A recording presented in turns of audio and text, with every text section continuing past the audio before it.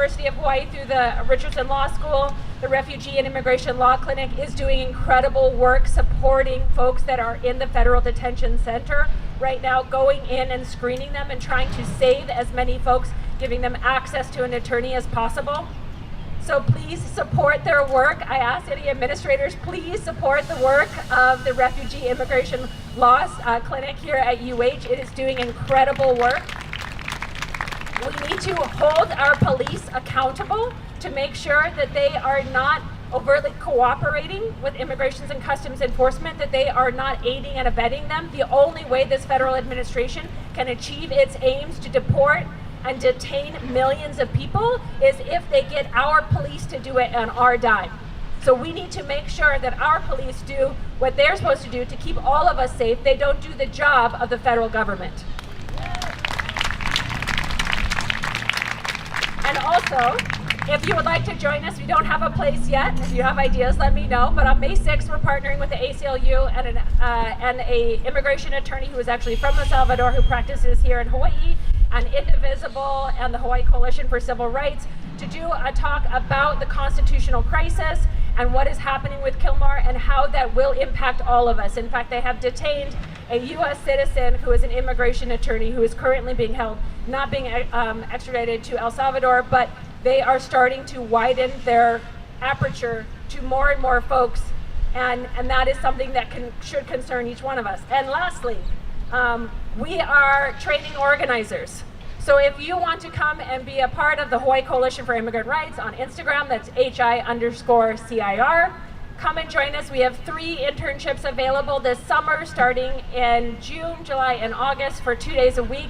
We want to train more of you because we believe that if each one of us brings 100, we are going to start making change in this state and in this country. And I'm so thankful that we still have this space to gather and to speak, but I will tell you, it's starting to get a little scary.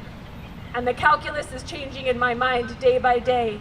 Is this the right place? So for all of you, get ready to get offline and get ready to start meeting in person, taking your communication on Signal, meeting in homes. This is not gonna happen through all of the social media channels. It's gonna start happening one-on-one. So get ready to have those kinds of conversations if you want to engage in immigrant rights. And again, mahalo for your time, mahalo for your care and consideration. I hope you do something today that makes you laugh.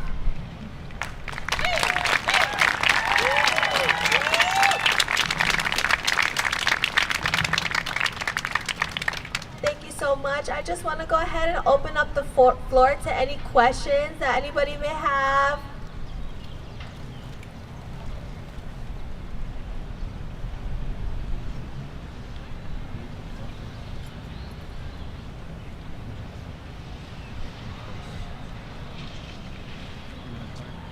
Can I get $5? No.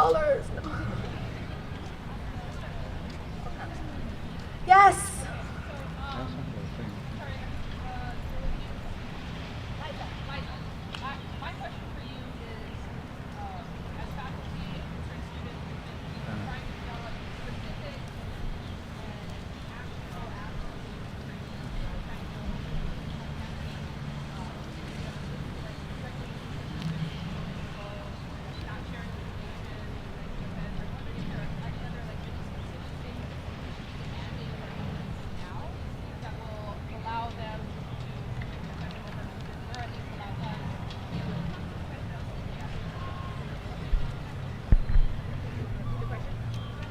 Okay, so the question was really, what can the administration do here at UH to continue to support folks, international students, people who might be at risk?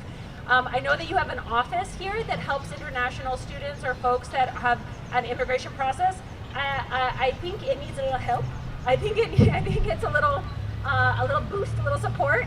And so I think that is definitely one place to proactively be reaching out to students that are concerned about their status, concerned about their visa, making sure that they have access to high quality immigration attorneys and supporting them with their fees, potentially for like humanitarian parole or other ways to proactively screen them for other types of immigration relief right now. I have heard that that has been an issue, and I think there's somebody, an organizer that I saw that has been involved with them, and I'm sure that they could probably direct you more on that.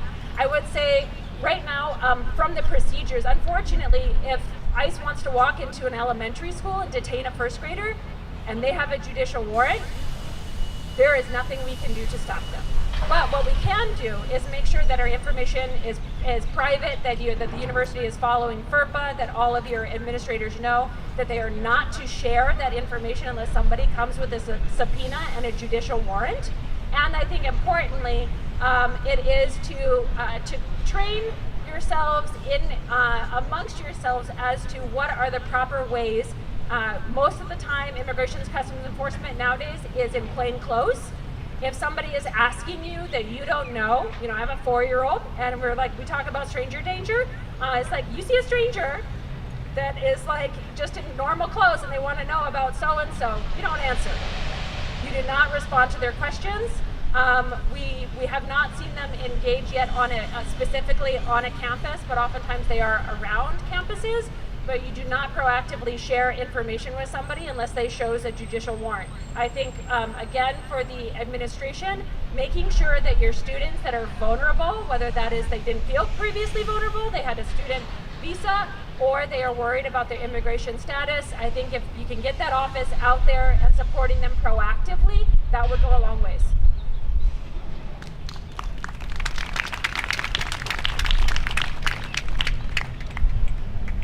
Excellent. So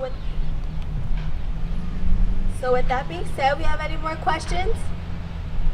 All right.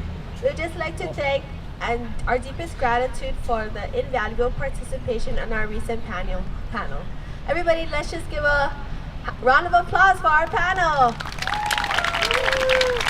I'm going to hand the mic over to Latina.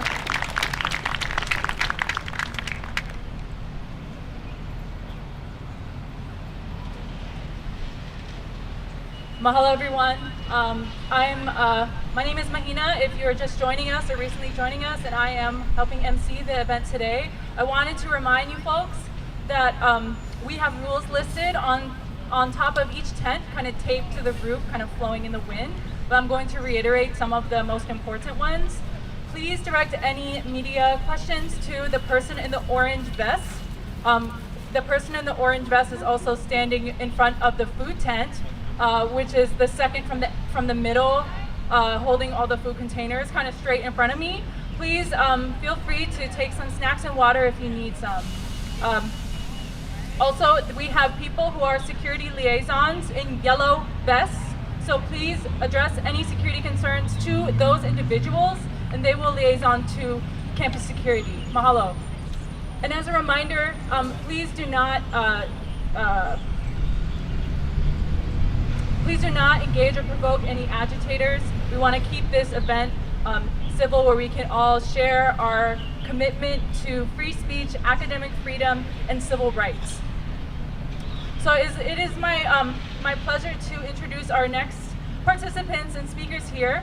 Heoli Osorio and her father, John Osorio, two very incredible figures at our school, both professors. John Osorio is the Dean of Hawaii Nui Akea School for Hawaiian Knowledge, and they're going to be sharing with us campus activism and, fortunately for us, a mele, and we will join along. So, mahalo.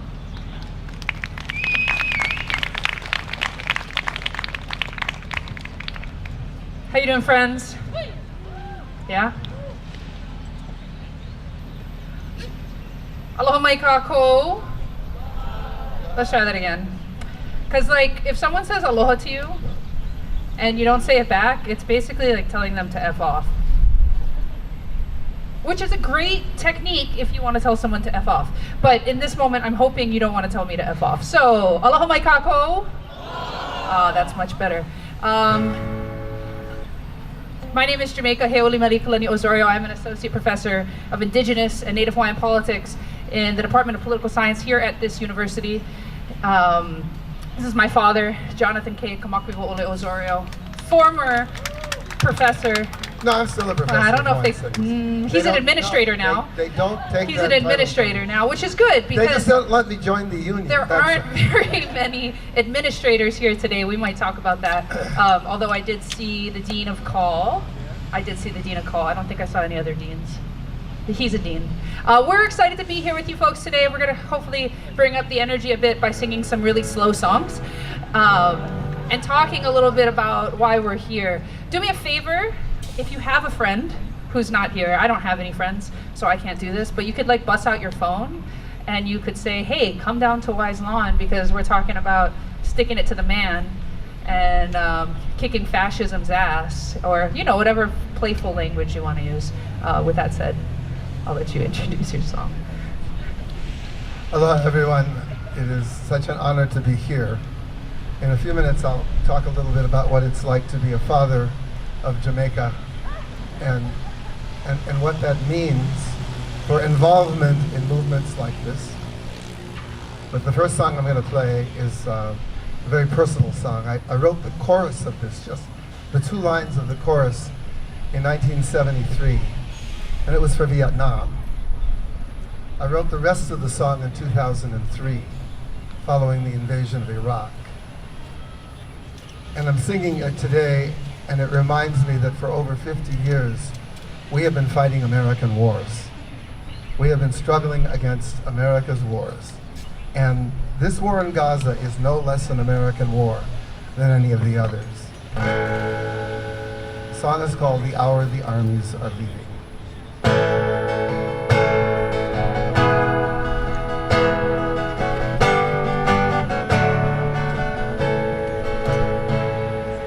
Polish the candlesticks, place them in cupboards.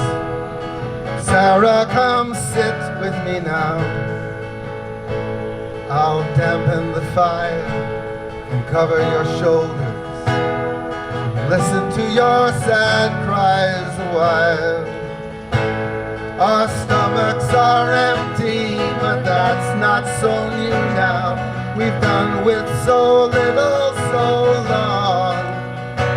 It's the silence inside and the bedlam outside that we face each in sorrow long.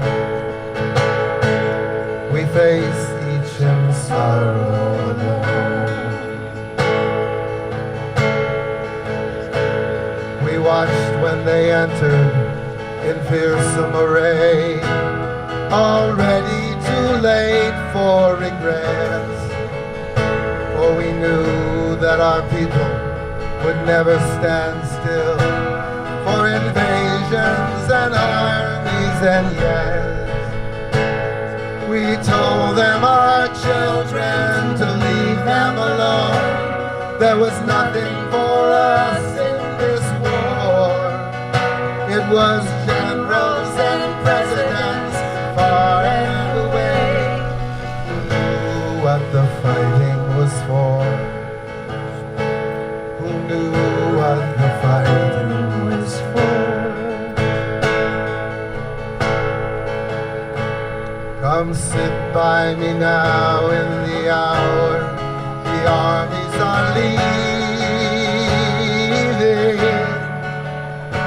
Come show me how not to go mad when your wild eyes are grieving. For all that we struggled, for the little we had life, we had friends, we had family. And if we could go back to the time that we had, we would surely recover our sanity. But we sit here alone and waiting for now our poor blessed children of memory, while the strangers outside say the words they've been taught about freedom and justice and peace. It's freedom and justice and peace. Come sit by me now in the hour the armies are leaving. Come show me how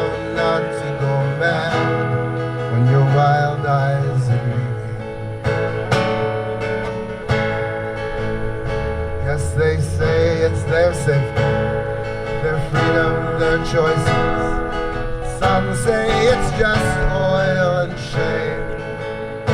But the cost of this war will be borne by the poor in our country, and theirs all the same. And I think of some couple alone in some dark room, despairing of living in pain, for the thought of a son or a daughter no more, who die for the greedy and the vain. They die for the greedy and vain. Come sit by me now in the hour the armies are leaving. Come show me how not to go mad in the wild of our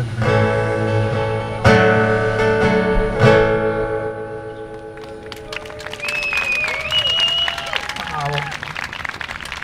I didn't write it, but I'm going to pretend that you're clapping for me. Okay.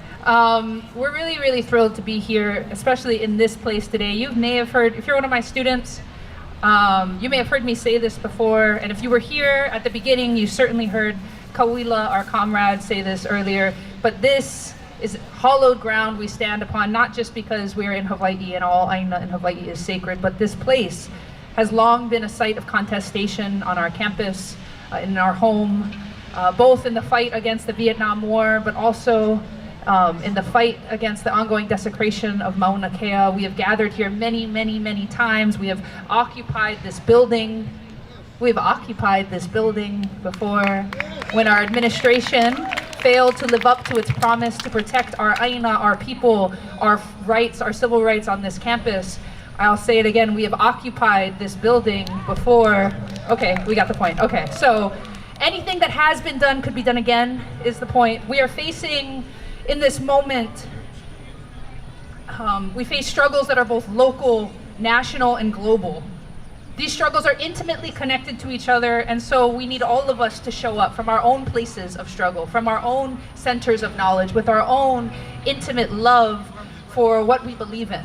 And it's true that there will be differences in our opinions, both on what matters most in this moment and in the ways we think we must proceed. But that struggle together, that coming together to work through those differences, is what will allow us to be successful. And we are in a time of unprecedented precarity. That vulnerability touches all of us. I think that's important to remember in this moment. That vulnerability touches all of us, and yet we shoulder that precarity in different ways. And some of our comrades, some of the people we love, will be the first line of those attacked. And we must stand with them, not only because we are in the second, third, and fourth line of those who will be attacked, but because their lives are precious. And because they deserve to live lives of dignity. Keep in mind that no one comes, people come to Hawaii for a lot of reasons, but no one comes to the United States of America without having the United States of America completely dismantle, extract, and destroy their own homes, their own economic possibilities, their own families. And so our commitment to those who are either immigrants, migrants, undocumented people in this moment must be as strong as ever. Must be as strong as ever. We must show up for everyone. Now I want us to look around ourselves. And you look around, you probably see friends. You likely will see friends you've seen in these struggles before, classmates, you know, some of the crazy radical faculty who keep telling you things like another world is possible, who keep telling you things like the US military can and will go home, keep telling you things like the genocide in Gaza must and will end. But there's some people you don't see. Our president of this university has made it a point over the last few months to make sure that there are a number of opportunities for us to hear her speak, which is good. We should hear what she has to say. We should be able to question her on the issues that matter most to us, but she should also be showing up to where we speak, to where we gather, to where we have difficult conversations together. She needs to see that we can come together across difference, across this campus with faculty, students, and staff, and hash that out together, and she needs to see the faces of the people she is duly bound to protect. When she and other administrators fail to show up, not only do they fail to understand who makes this campus what it is, they fail to prepare themselves to do their jobs. And so in this moment, I really want us to pay attention and, have gratitude for those who show up, but also pay very close attention to those who have failed to show up time and time again. We need everyone to win this fight. We need everyone to win this fight. Now, the last thing I'll say before this next song is that I know, because of the unprecedented precarity we are facing, that many of us have begun to be not just fearful for ourselves, but fearful for those we love. And sometimes that fear may encourage us to dampen the radical nature of our comrades. We might say, maybe you shouldn't say that thing out loud. Or they might say, maybe you shouldn't show up to that rally. Or they might say, maybe you should make yourself less visible.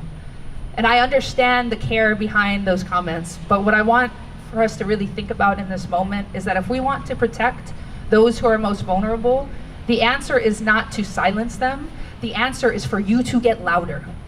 The answer is for every single person around them to bring 10 friends to get louder beside them. Because the more of us who show up, the less visible the most vulnerable become. Yes? I'll say that again. The more of us who show up and say the things that the federal government has decided we are not allowed to say, right? Fuck fascism. Fuck genocide. Diversity matters. The more we all say those things, the less and less able they are to see the first line that they want to attack. The more safe we all become. And in the absence of institutions with courage to protect us, we are really all we have. So I hope you continue to show up. I hope that even if you don't know what needs to be done, that you show up to have the conversation to figure out what's next. And I hope that if you are fearful for those you love, you find more people you love to join in struggle, because that is the only thing that will make them safe. We're gonna sing a song by a really old white dude. Actually, he's dead. No, He's not? He's alive? He's not. Oh shit. Come Damn. on. He's very much alive. I mean, he smoked so many cigarettes maybe and you drank so stop much now. alcohol. Maybe I you should stop. stop. No, Yeah. and I'll just... I'm not a scholar of American folk music. Actually, she was asking me yesterday, what can we do that's not like really slow, like the first song you're going to sing? And the only thing I could think of was this song. I'm going to dedicate it to Mari, because she likes Bob Dylan, and so do I. It's just that actually the words of this song are really, really appropriate, because we really are actually building a movement. And either we build this movement that's loud enough and large enough to make them quail in fear, or we will be hunted. We will be eliminated. We will be isolated. We cannot allow that to happen. And we shouldn't. The thing I'm going to tell you is this. Look at what they're saying. Look at what the Congress is doing. Look at what the president and all of his minions are doing. Look at where some of the court is. And see how much of that, all of those powerful institutions, are peopled by cowards. Can you imagine them beating even a small group of people, who refuse to be cowed? And we refuse what they're doing. We will not be silent. If you know this song, and I know Mark does, just sing with me. Come gather round, people, wherever you roam, and admit that the waters around you have grown, and accept it that soon you will be drenched to the bone. If the time to you is worth saving, then you'd better start swimming or you'll sink like a stone, for the times they are a-changing.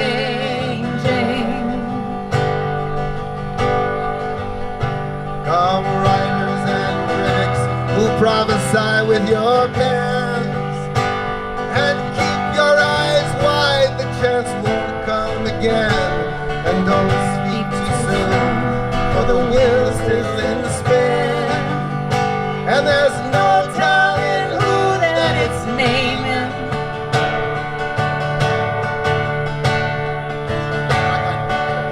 For the loser now will be later to win, for the times they are changing. It's a long time since I've sung this song. Senators and congressmen, please heed the call. Don't stand in the doorways, don't block up the halls.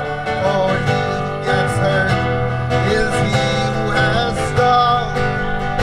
There's a battle outside and it's raging. It'll soon shake your windows and rattle your walls. For the times they are changing.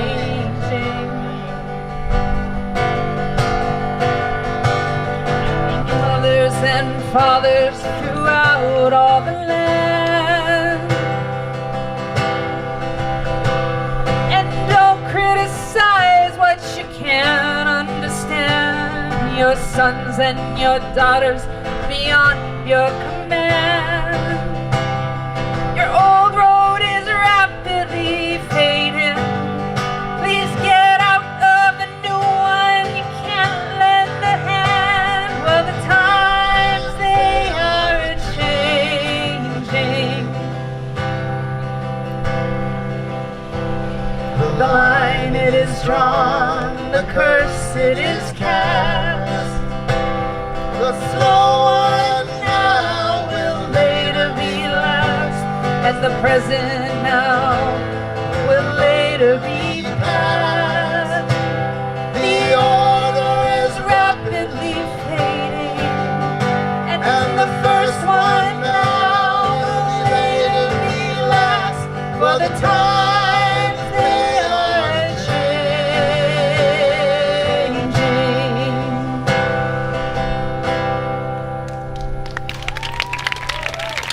Just needed a harmonica. All right, we're gonna sing one last song for you. This song should come as no surprise. This mele was written in 1893 by the request of the Royal Hawaiian Band, following the illegal overthrow and the beginning of the U.S. military occupation in Hawaii on January 17th of 1893. One of the first things the provisional government did is they instated a number of laws through executive order. Really funny. Instated a bunch of new laws. One of those laws required that all public workers sign oaths of allegiance over to this new false government. Now, as you can imagine, most of the people who worked public jobs, and not just Kanaka Maoli, not just Native Hawaiians, but people of all races, right? Hawaii was a multi-ethnic kingdom. Most of those people were not at all interested in signing over their allegiance to this new puppet government. And so people started to leave their jobs en masse. Now, oftentimes when we tell this story, we just talk about the Royal Hawaiian Band, but if you go to the state archives, you can find lists and lists collected by the provisional government of folks who refused to take these oaths of allegiance, who are then going to not only lose their jobs, but be targeted for all kinds of legal and personal harassment.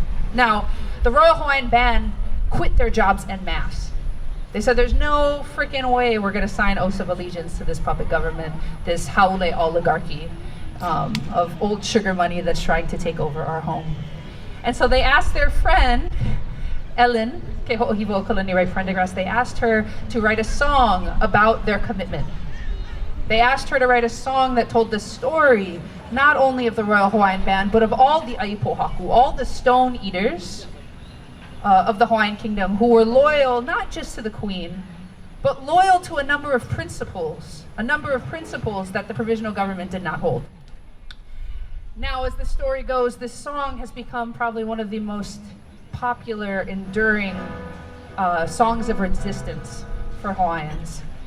The song is also a reminder that our people, the Kanaka Maoli and our allies and our our fellow citizens of the Kingdom of Hawaii, have been fighting American imperialist power for generations.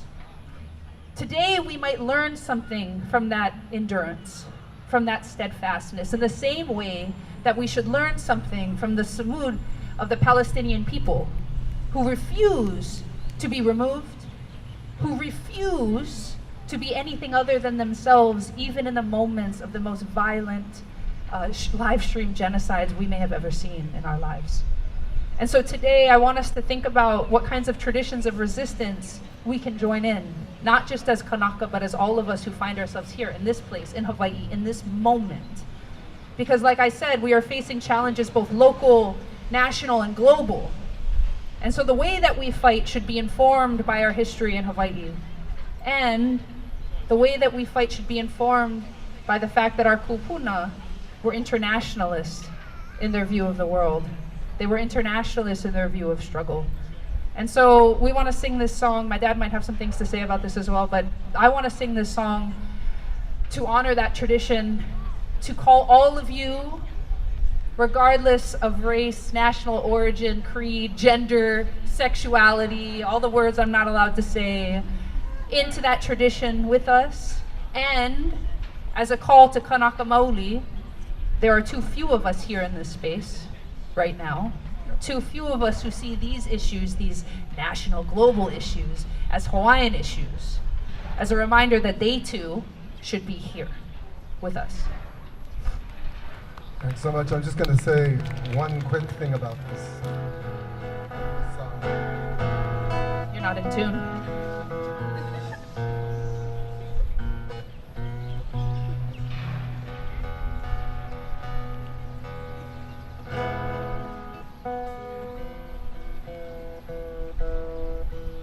Sorry, this should have been more,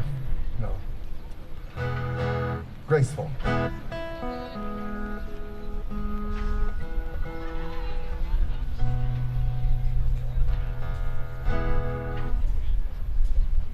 Talk. He said talk. You guys have any questions? We're just vamping here.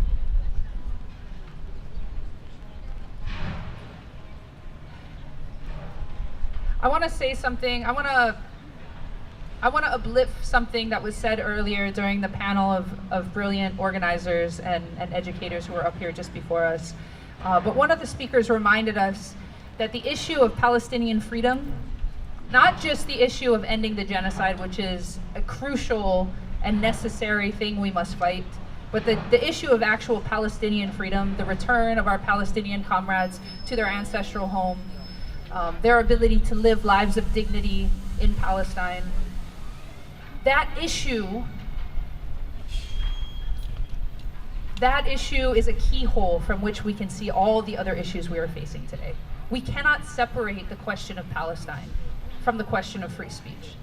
We cannot separate the question of Palestine from the question of the vulnerability of international students on our campus. We cannot separate the question of Palestine from the question of our civil rights. If for no other reason that settler colonial, capitalist, white supremacist systems are connected globally, but also for the fact that those who are being targeted in this moment broadly across the United States, in this moment, so many of them in particular on campuses like our own, are those who have stood up bravely on the issue of Palestine. And therefore, we cannot do the work we need to do unless we can talk about Palestine, unless we can teach about Palestine, unless we can have difficult conversations about Palestine, unless we can collectively agree that genocide is abhorrent and fighting for the end of genocides anywhere could never be an act of anti-Semitism. Fighting for the end of genocide anywhere could never be an act of hate or anti-Semitism. And it should be obvious to all of us here, all of us Hawaiians, that we cannot separate the issue of the occupation of Palestine from Hawaiian sovereignty. Jamaica and I have been sovereignty activists here in Hawaii, her for most of her life and me for mine. But that issue is not the most significant issue we face as Kanaka in Hawaii today. What we face now is the preservation of our right to be sovereign. It's not the government. It never was the goddamn government. It always was the ability to live in dignity, in peace, the ability to feed ourselves, the self-sufficiency that our ancestors had. That's what it is. And that's what people in Gaza, in Palestine, everywhere in the world that's occupied by others, that's what they deserve. If you know this song, you better sing along. If you don't know it, look it up. Kaulana Napua. Kaulana Napua o Hawaii. Kupa'a hopeo kaina. Hiki mai ka elele o ka loko ino. Palapalaan me ka pakahan.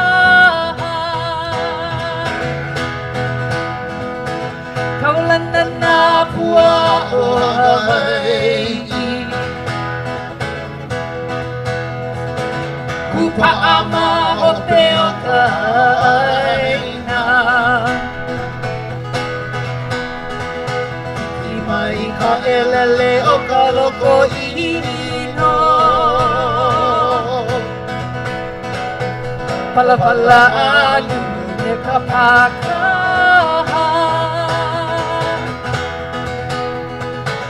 Pane mai awai I moku ke ave. Koku ana honoa o pilani.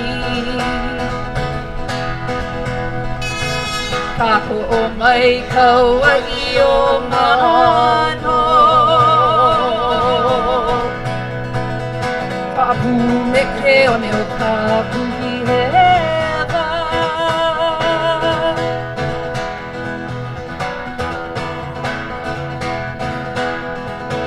A olea e kau I ka pulima. We will not fix a signature. Mauna ka pepa o ka enemy on the paper of the enemy. Ho'ohui aina kuai hewa with its sin of annexation. Ka pono sivila o ke kanaka and its sale of native civil rights. A ole makoa e minami.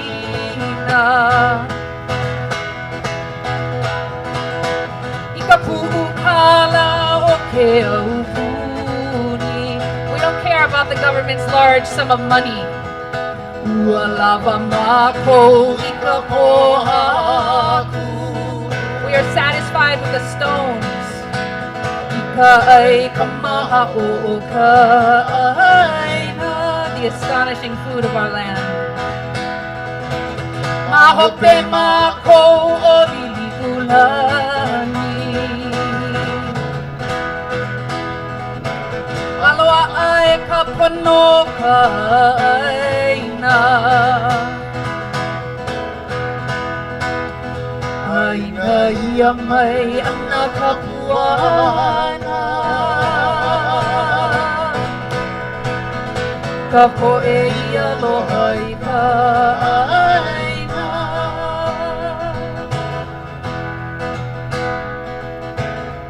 Mahope mako o liliulani. We back liliu o kalani. Aloha ai ka pono ka aina.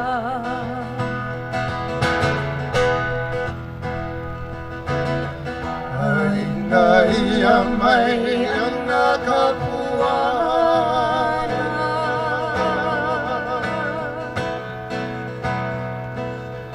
O ka poe I aloha I ka aina.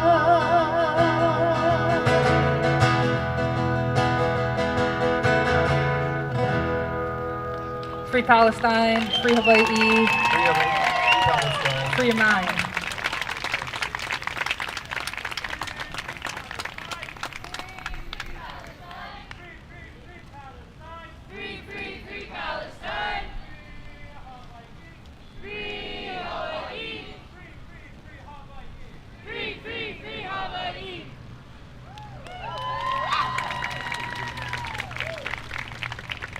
Mahalo. I would love to introduce you to our next performer, Kawila. Please join me.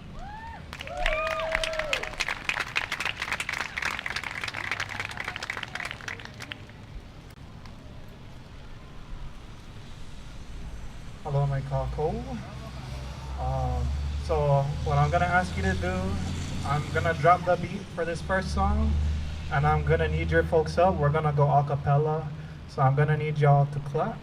So we're gonna go 1, 2, 3, 4. Okay. Pause real quick. Thank you. You have rhythm. Thank the gods. So there's gonna be a chant that you folks can join in on if you're willing. I'm gonna be asking Nakinyakua, the many gods and ancestors of this land, to come here and reign. And what is the line that you'll say? I'm gonna point at you folks as you clap, hopefully on rhythm still. You're gonna say Ola, and Ola, typically we just think of it as meaning light, but in Mele, in song, in chant, it means to incite life. So it's gonna bring more rain than we're getting right now.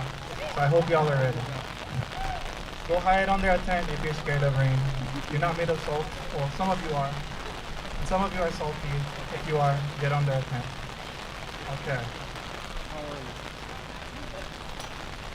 Gonna go 1, 2, 3, 4. Keep it up.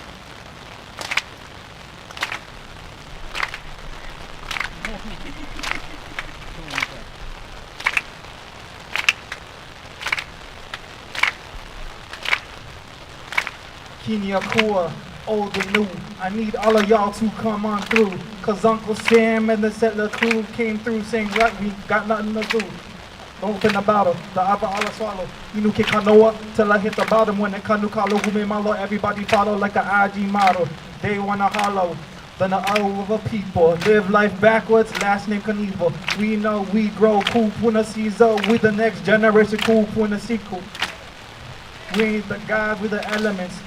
Trying to take us all, but it can't even decadent. Every time we show up, you know we're gonna be evidence, and you're gonna keep it up till we get the next one. Niakua, Ola, Ola, Ola, Mauli Hawaii, Ola, Ola, Ola, Ivi Kupuna, Ola, Ola, Ola, Lahui Hawaii. Na au mapua mai kalahi ki a kalakau ki ai mai ka mole kumupua I ka vela kua ki awa kua mena kua hune ho'olona I ka ula lea maki a pu kini o ke kua e ka lehu o ke kua ka kalani o ke pukupi o ke kua e iho e ala e oni e eo. It's time for us to rise up and rebel. You know how we do, we say F the system. We gon' rise up and go do every wisdom. Every time we throw in the wisdom and our wishes, we gon' do it even if we gotta clean dishes. And I'ma say this one last time, we're gonna do it whether it's in the rain or the shine. Everybody gonna show up, we're gonna fight the crimes of the US and we're gonna keep it on our dime. Kiniakua, Ola, Ola, Ola, Mauli Hawaii, Ola, Ivi Kupuna, Lahui Hawaii, Raja. Okay, as you folks cover the speakers, I'm gonna, oh look, it did work, there's more rain. I'm sorry. Okay, so in this next melee, I'm gonna need another person to come up here. Her name is Iki Lani, and she's gonna help me share the story about this melee that we co-wrote together. Iki Lani, if you're out there, not under a tent, please come up to the stage.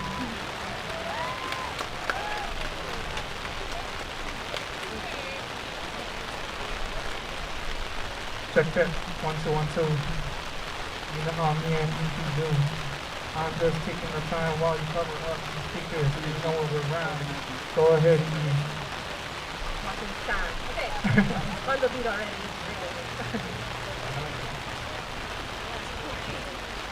So this next song we're doing, Ola talked about it a little bit. It's called Pai Aina to Palestine. Us Noi and Kumu John just talked about it, how we can't separate the struggle for Hawaiian sovereignty and the struggle for Hawaiian independence from what's happening This history of solidarity is nothing new. As a matter of fact, from as far back as the 18th century, we have honeycomb maps and countless Hawaiian newspaper article documents relegating and displaying this awesome history. So we're going to make sure the sound board is good. We don't want anything to fry. But maybe we can run through the hook if that's cool. Yeah? Okay. So the hook goes, free your people, free your mind, deoccupy Hawaii and Palestine. Let's hear it. Free your people, free your mind, deoccupy Hawaii and Palestine. Free your people, free your mind, deoccupy Hawaii and Palestine. Free your people, free your mind, deoccupy Hawaii and Palestine. One more time. Free your people, free your mind, deoccupy Hawaii and Palestine. All right. Okay, we're gonna get this show on the road. While we're getting things set up, I was asked to say a few quick things, so I think I'll do that before the music while we're getting things started. My name is Ihilani Lasconia. I'm from Waimanalo. I'm a proud student of ethnic studies. Is ethnic studies in the house? Women's gender, sexuality studies, and now I'm a grad student in political science. So we're thinking about art, we're thinking about how art kills fascism, and we think about the attack on education. The education that I received at this institution is a highly politicized one, that I wouldn't come to this education without talking about and learning about sovereignty. And so again, as we're thinking about this attack on education, it's not just about what happens in these institutions, it's the fabric of our society. And this institution here, the University of Hawaii at Mānoa, that claims to be a Hawaiian place of learning and an indigenous serving institution, can they really uphold that mission, vision, and values if they don't allow us to talk about things such as Hawaii and such as Palestine, particularly using conversation with each other? We wanted to dedicate this song to Samaya Awad, an incredible Palestinian artist, activist, and scholar.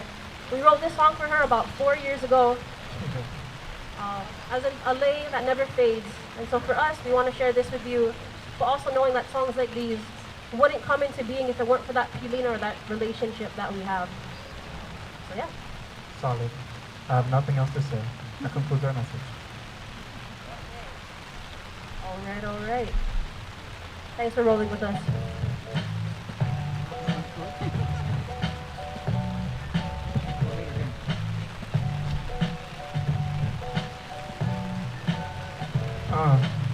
Rock with us, y'all. Put your hands up. Yeah. The same colonial apparatus all around the atlas can be taken down when we organize the masses. Colonialist classics, they belong in caskets. Join Hawaii BDS if you getting serious. It ain't TDS, they're trying to wipe our nations off the GPS. They still got monies for war, and they still not feeding the poor. So we rise up and fight like the land till we bleed from our pores. Free your people, free your mind. Deoccupy Hawaii and Palestine. Free your people, free your mind. Deoccupy Hawaii and Palestine. Free your people, free your mind. Deoccupy Hawaii and Palestine. Free your people, free your mind. Deoccupy Hawaii and Palestine. No, the anti-Zionism is not anti-Semitism. Man, the ethno-state is not Hawaiian nationalism. And the UN won't save us or grant us these freedoms, because they're just another weapon of the seven-headed demon. We may be pinned down by 51 stars. Liberation's the cause for those near and those far. We choose to join hands when they only bear arms. So hands off Moku. Hands off Shikjera. Free your people, free your mind. Deoccupy Hawaii and Palestine. Free your people, free your mind. Get your hands up. Hawaii and Palestine. Free your people, free your mind. Deoccupy Hawaii and Palestine. Free your people, free your mind. Deoccupy Hawaii and Palestine.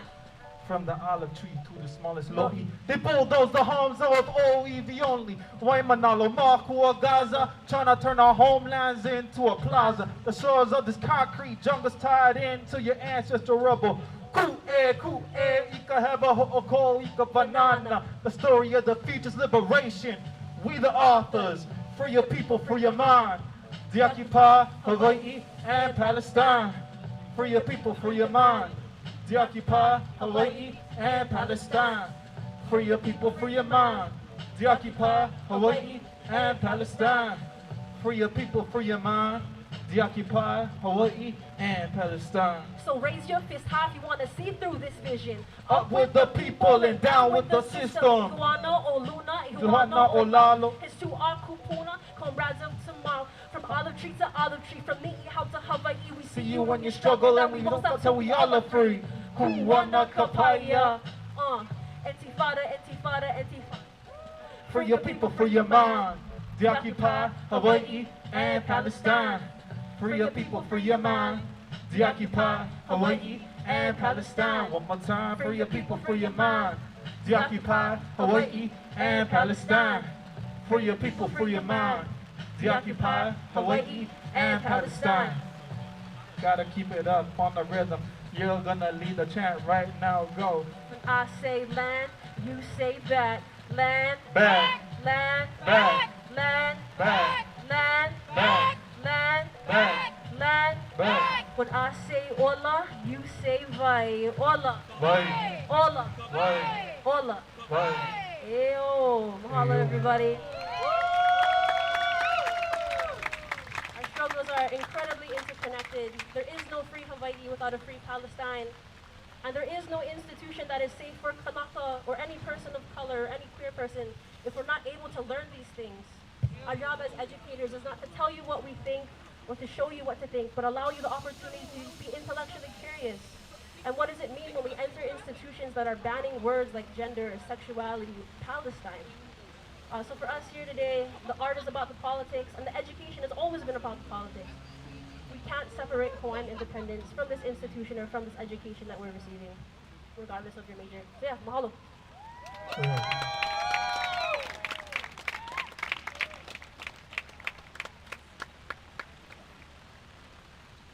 Next up, we have UH Manoa lecturer Eva Ladner with our third teaching trans studies. Thank you all very much.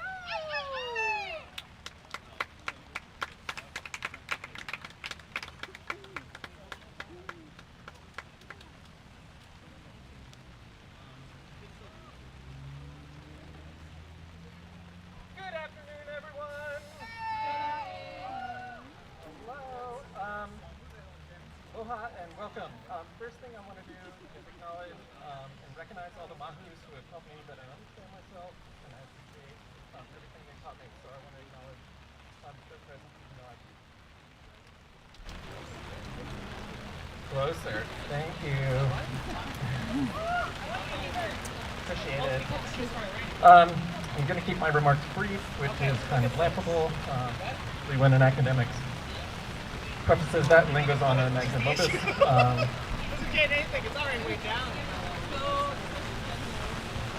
Here we go. When I was a tot, we would sneak down to watch HBO late at night, back when it was a channel and not an app. I would watch the stand-up comics. And on one of those late nights, I discovered what felt like the holy grail of language. It was in rapid succession and simple, and these were the dirty words. I'm speaking directly to George Carlin's 7 words you can't say on TV. Carlin based this skit on something Lenny Bruce has mentioned and gotten arrested for profane language. Just a refresher for those who don't remember. Hello, Rain. Shit, piss, fuck, cunt, cocksucker, motherfucker, and tits. Those are the 7 words. Ah, bless my young heart. The Supreme Court debated the use of these words and concluded in 1978 that, yep, these are the bad words. All 7 of them. That's it. But now we've got another 250 of them. The list is as absurd as it is overwhelming. None of the 7 original words appear on the list. Though trans, transgender, transsexual do. So does non-binary. It's all good. Thank you. Hell, so does gender. And women. But not men. Go figure. If my trans studies class were playing bingo cards, we'd hit like 200 of those words. That's without actually trying. I call that an accomplishment. Here's what's funny. Transgender, as a word, does not come into existence until the 1960s. The word then hangs out in the medical community primarily until the 1990s, when the advent of the internet helps with its more widespread circulation.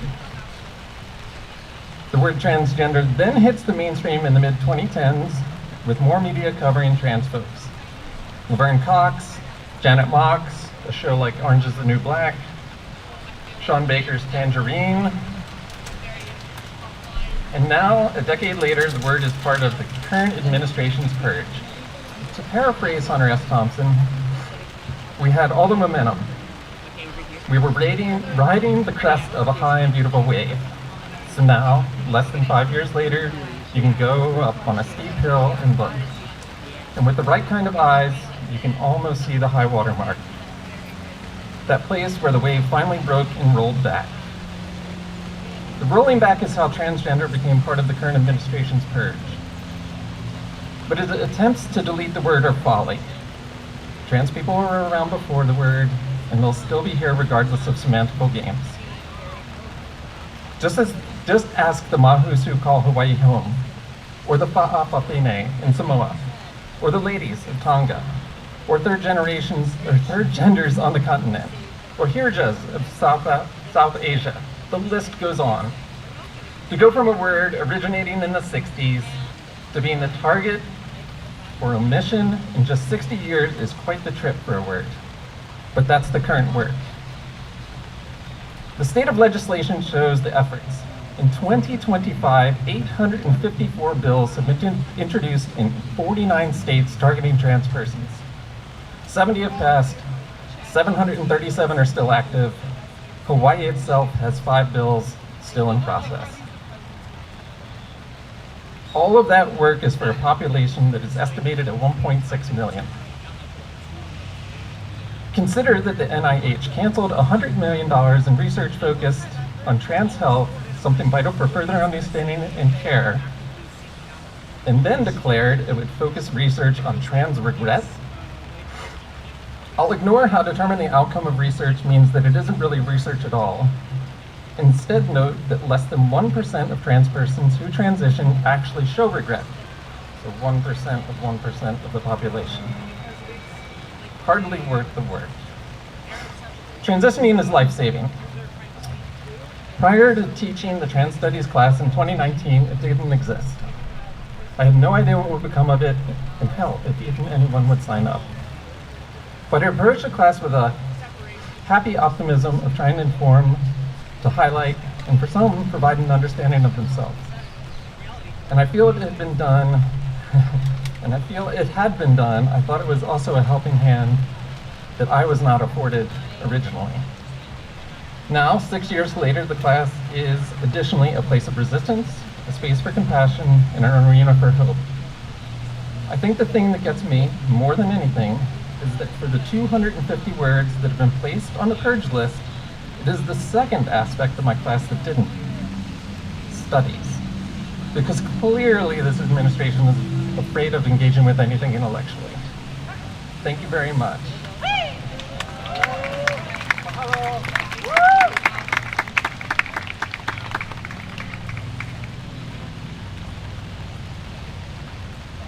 Next up, we have Hannah Hyman with Political Science and Women, Gender, and Sexuality Studies, introducing the art activity we're having right over here. Thank you all so much.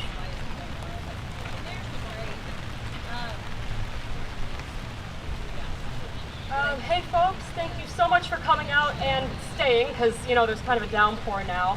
So thank you for sticking around. I just wanted to take a second to tell you about the quilting project that we're doing back at that tent there. You can see some of the quilt squares hanging up. There is a very long history of quilt making. Oh, I'm good, thanks though. Yeah, it'll rain, it's fine. A long history of quilt making as a way to, okay, thank you, all right. Share stories, transmit generational knowledge, and to preserve culture. When Queen Liliuokalani was imprisoned, she quilted. When thousands of queer people were dying from HIV and AIDS because the government didn't give a damn, activists quilted. These quilts had moments of joy and moments of sorrow, and they were both resistant and commemorative.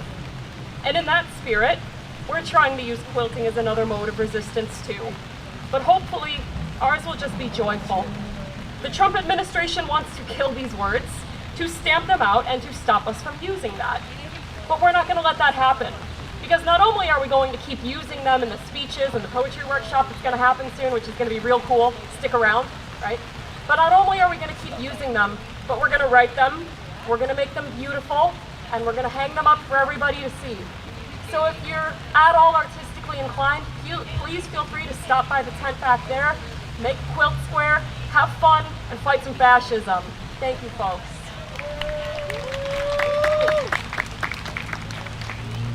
So now I've introduced two people without introducing myself, which is a faux pas, so I'm going to do that right now.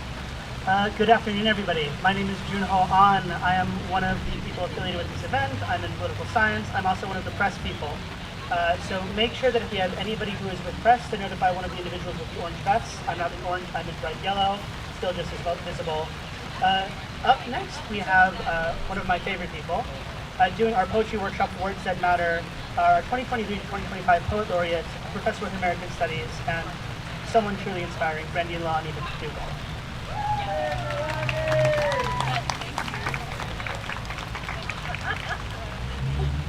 Aloha. Junho is one of my favorite people too. Just wanted to say that publicly as well. And so many amazing people who came up here before me. Mahalo nui to all of you who spoke before. And then mahalo nui to all of you for being here. Mahalo nui to all of the organizers. I wanted to echo something that Ihilani Lasconia said a little earlier when she was speaking about how her and Kauila created that amazing mele and described it as a lei that will never fade. Okay, and I think that's important for us to always remember it. Our poetry, our words, our songs, our stories, our leis that will never fade. And they can also never be taken from us. They can never be taken from us.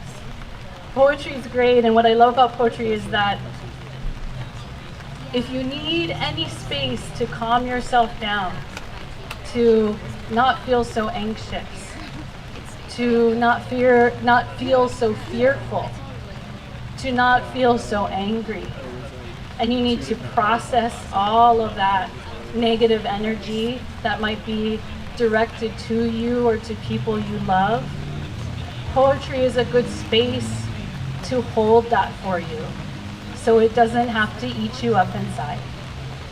So I hope you take me up on today's poetry workshop and write your own poem. This poetry workshop special in that we are going to use the words that matter, the words that they're trying to take away from all of us, the words that are somehow being flagged as wrong, that are being taken from us to describe our identities, our diversity, all of these amazing things that make us who we are and make us beautiful, make us powerful. So I'd welcome you to use these words, okay, when we do these poetry prompts.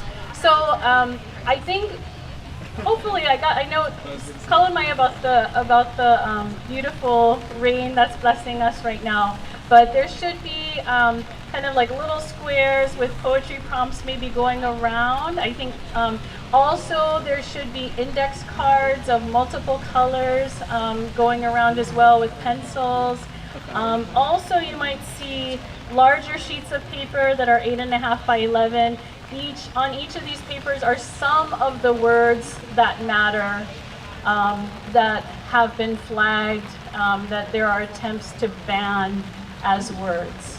Okay, so I encourage you to kind of take one of each of these things.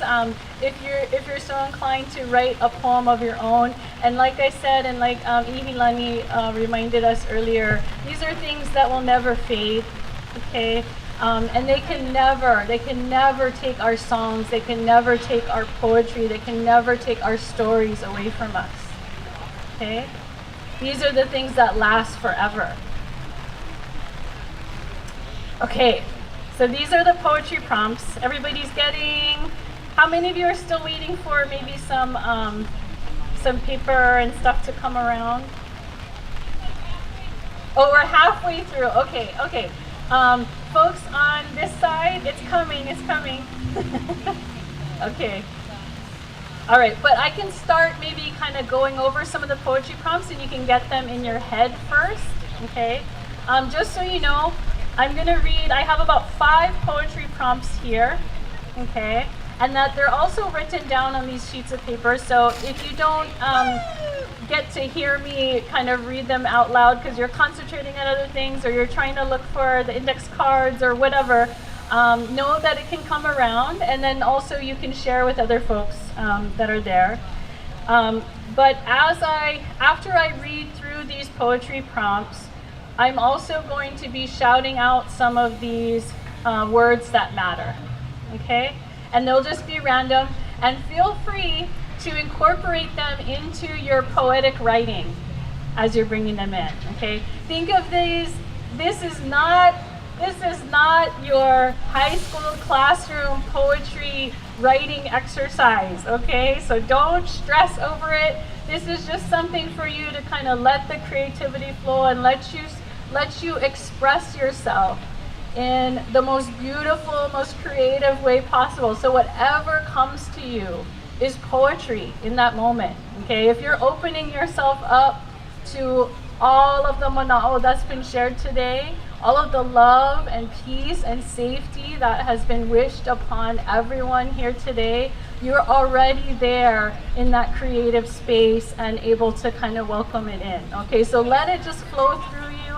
It is not your job to be criticizing what comes out, okay? That's not what we're here for. We're here to just let ourselves express freely.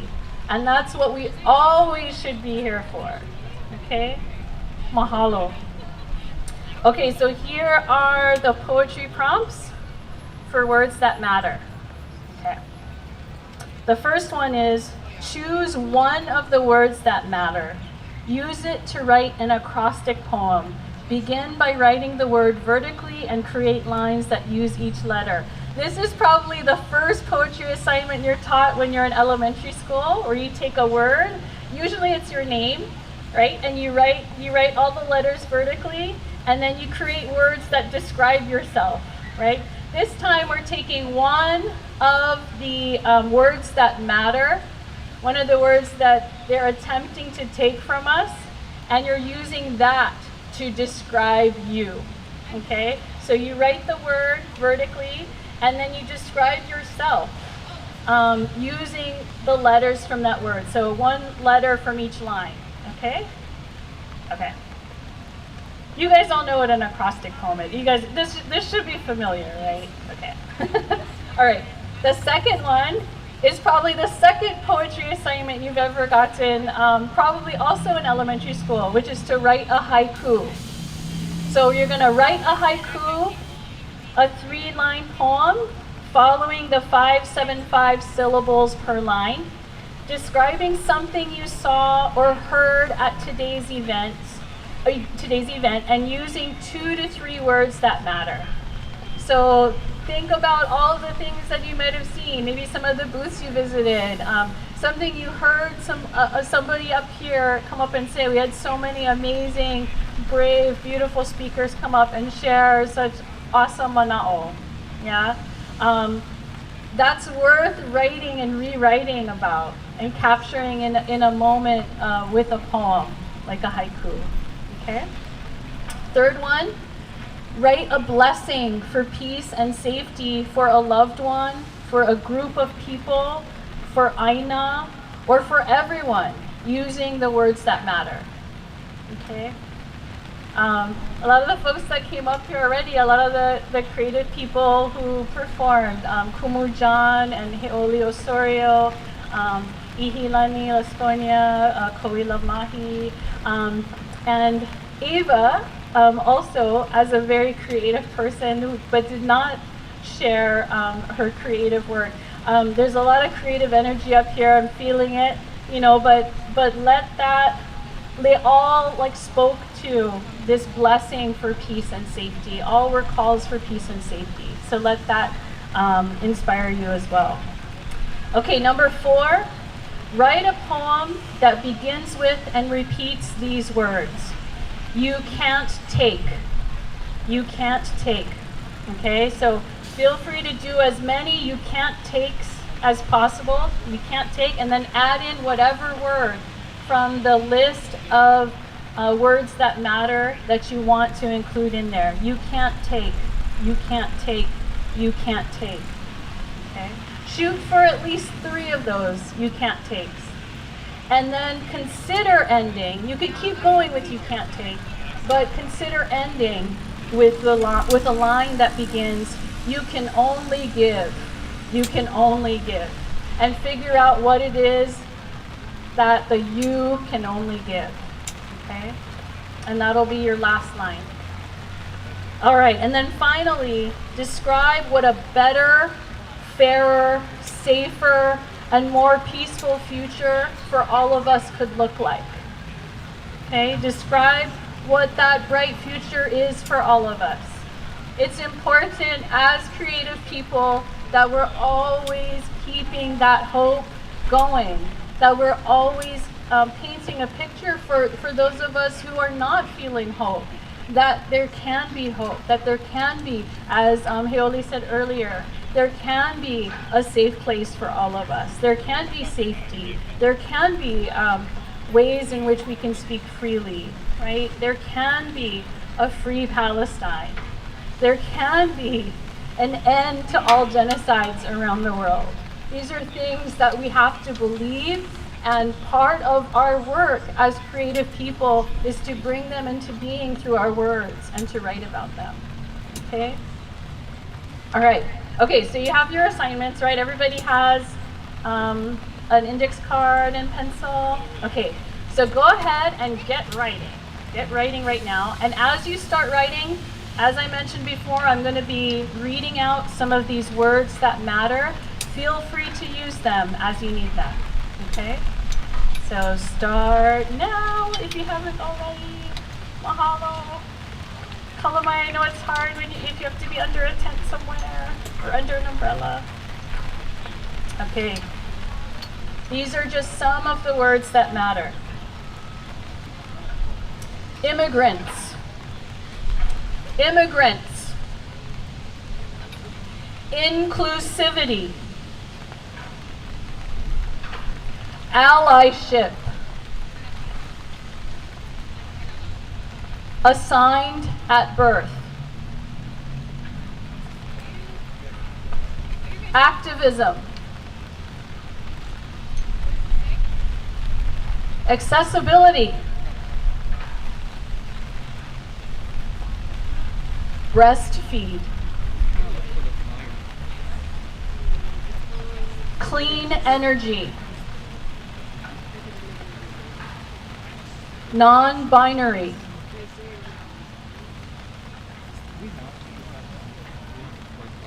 Community.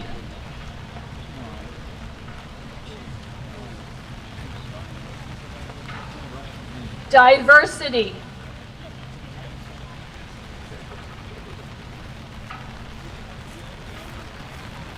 Racial inequality.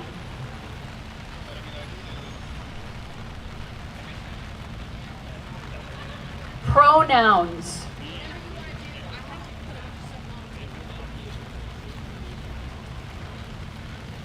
Disability.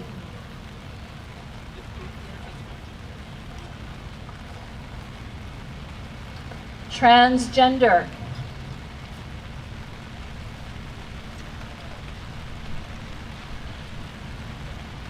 Fetus.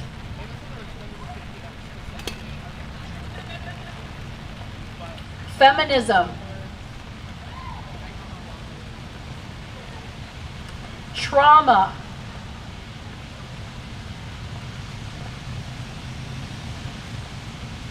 Tribal.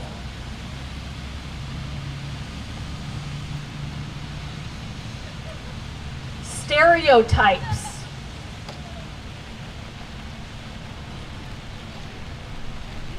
Women.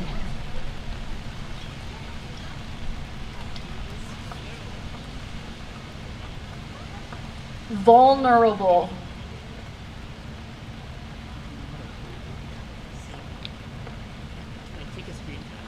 underrepresented,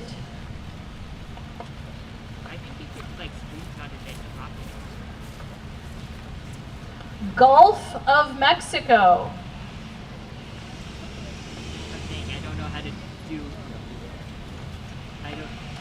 victim,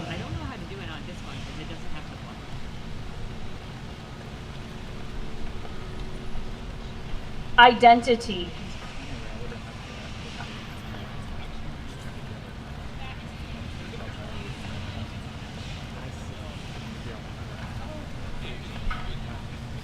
COVID-19,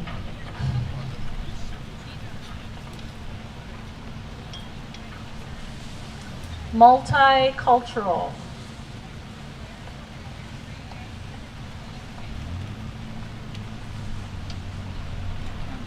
minority,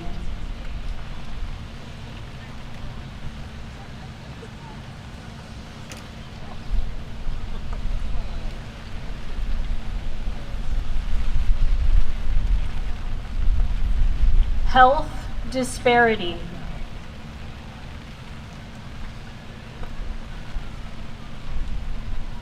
health equity,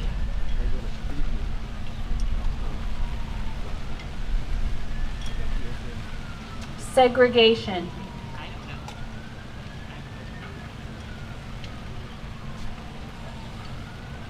environmental justice,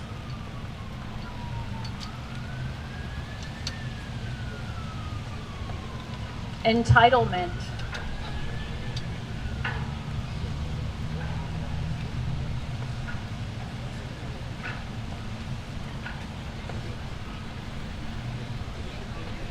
peanut allergies,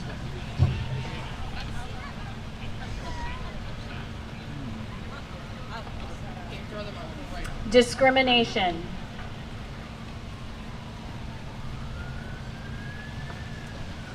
pregnant people, person, or persons,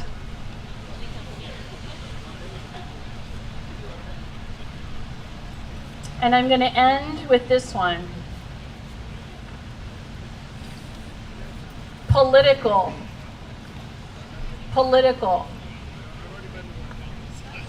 And just want to leave you with this as you kind of continue to work on your poems. I hope you find a way to share them with people, share them with your community, share them with folks next to you who you want to make community with, share them with your ohana, share them with people you love, share them with all of us so we could see what beauty and creativity you've brought into the world just so quickly like this, okay? Mahalo everybody. Just wanted to, I ended with political because I wanted to share that of course the political is always personal. It always is. It always has the face of your auntie, your uncle, your friend, everybody. It has your own face. That's what political is. It's all of us, all the time. And so showing up for each other and also showing up for future generations, that's what it's all about. All right, mahalo nui and aloha hui hou.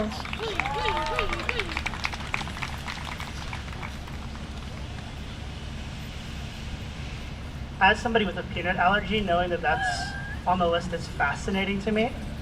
I guess I'm just not allergic anymore. There you go. I'm gonna have a PB&J after this, we'll see what happens.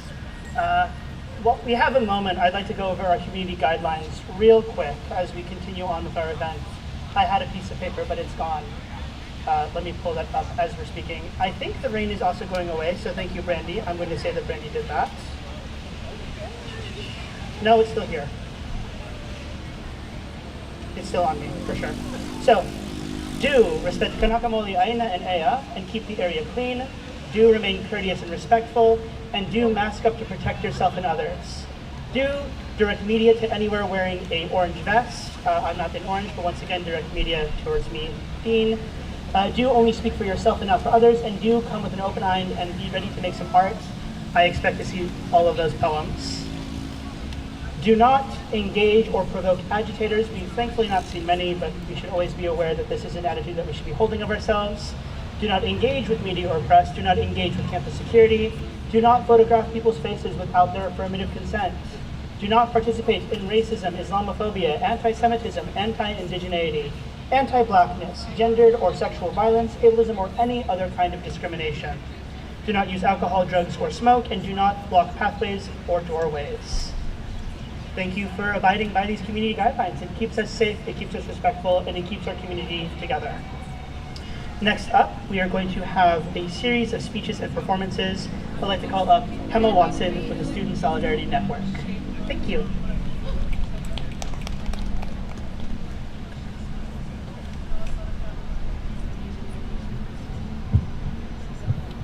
Aloha mai kako. Aloha mai kako. My name is Hema Kealoha Nui Kayama Watson.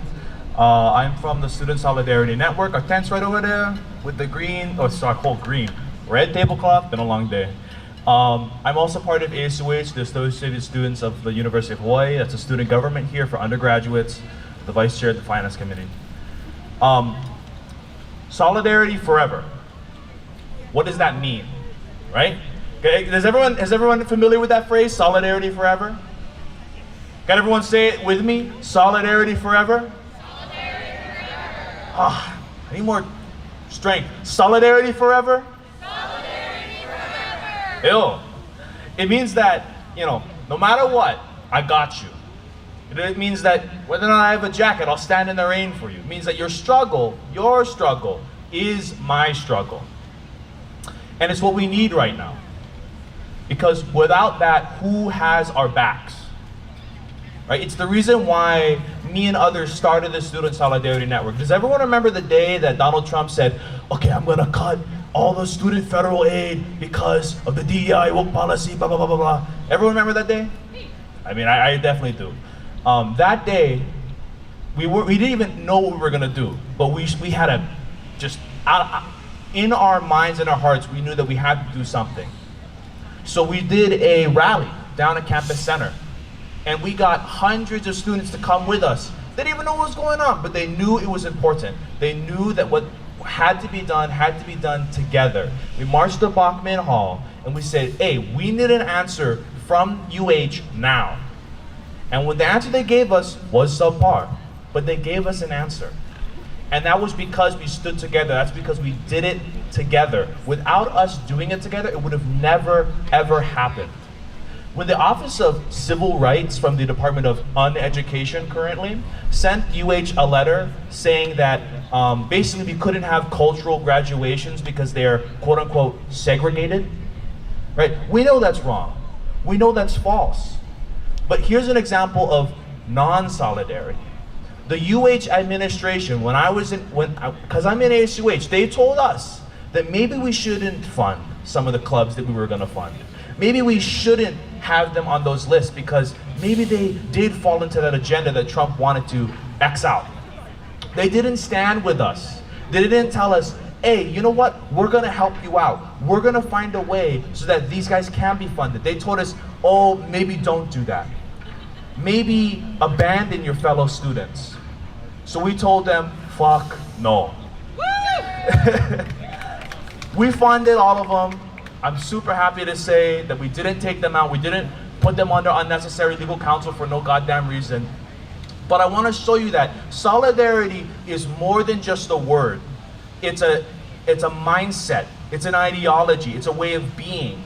It's that even if it seems it's like the easier option, oh, it's gonna cause less harm, or oh, it's gonna be easier, not so much of a headache, that doesn't matter. You stand with your people.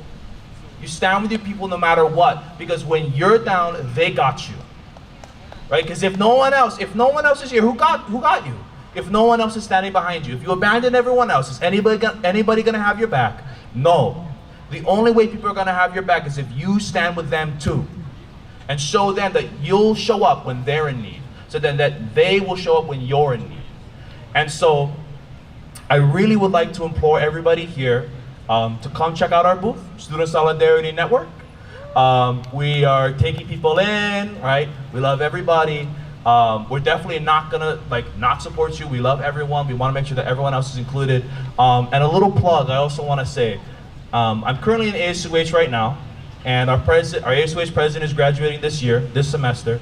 I will be running for ASUH president. So if you want a candidate that supports you, supports students' rights, is gonna fight for you, is stuck with everyone, solidarity forever, you got one right here. Yeah, I got your back, if you got mine. Yeah, so I want to mahalo everybody for coming. This is super important. It may seem for some people, oh, this is small. No, this is important. This shows that we got each other. This shows that the people around you, the faces next to you, the people to your right, the people to your left, the people behind you, the people in front of you, those are the people that are gonna show up. Those are the people that count, right? Those are your friends. Those are your family. And we have to think like that every time. Because if we don't, then we're gonna forget who really matters. Us. Not me, not I, not you, we. Everyone say with me, solidarity forever. Solidarity forever. Solidarity forever. Solidarity forever. Malo.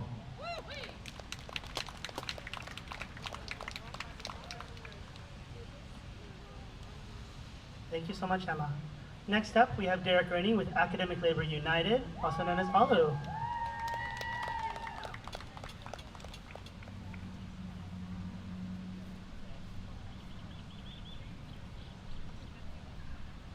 Hello, everyone. My name is Derek Rainey. I am here representing Academic Labor United. We have our tent back there. We're turning out buttons. Please join us for an ALU button if you would like. You can also design your own. I'm just here today to share some remarks that were given this morning at the most recent Board of Regents meeting. Here we go. Good morning, Regents and President Hensel. Since appearing and offering testimony at the last Board of Regents meeting, I, along with several other graduate student workers, had the opportunity to speak informally and off the record with a senior member of UH administration.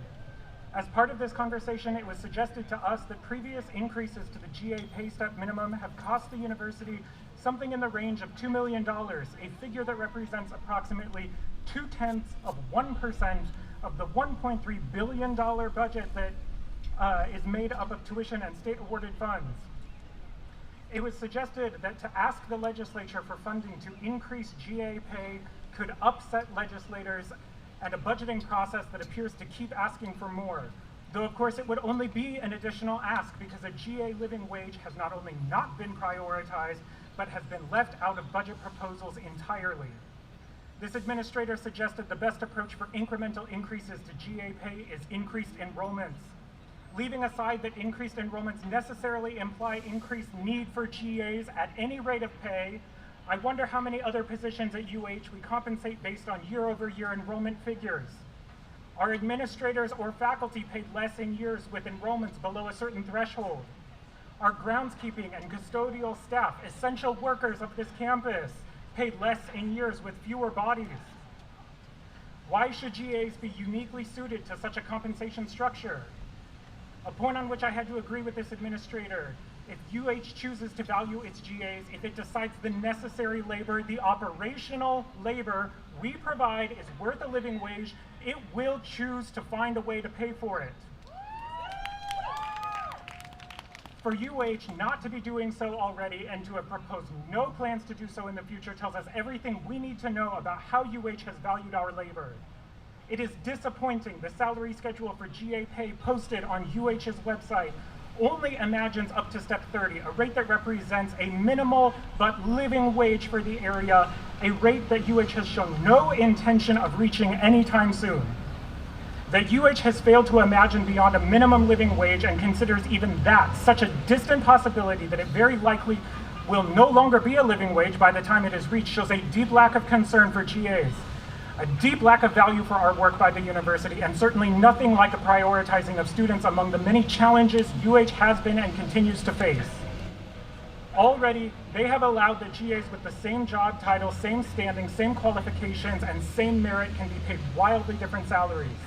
This has been allowed in response to the perceived value of different departments, an inequity that UH has chosen to reflect in the compensation of similarly positioned and titled public employees. UH should not fold itself into the mechanisms of inequity or allow itself to become a tool for replicating those inequities.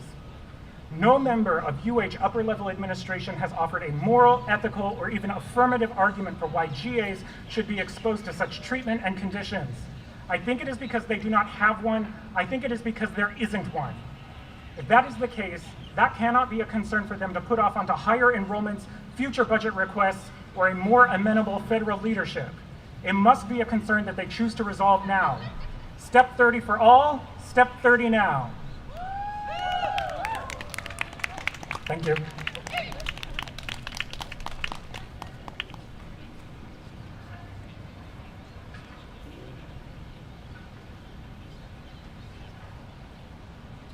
All right, everybody. Up next, I'm going to introduce our next speaker, as well as our next MC. This is it for me. I'll still be around. I'll be doing the press stuff. We have Misty coming up to be our next MC, and our next speaker is going to be Elizabeth Colwell, a professor with American Studies. This teaching on fascism and the erasure of history is going to be a pretty vital one to work with. But here's Misty. I'm not that tall. Hold on. Aloha mai kako. Yeah, naim baga adalyo. My name is Misty. I'm a member of Anak Bayan Hawaii. We're a Filipino youth org, but before we begin, I know the rain has kind of settled. It's taken a break.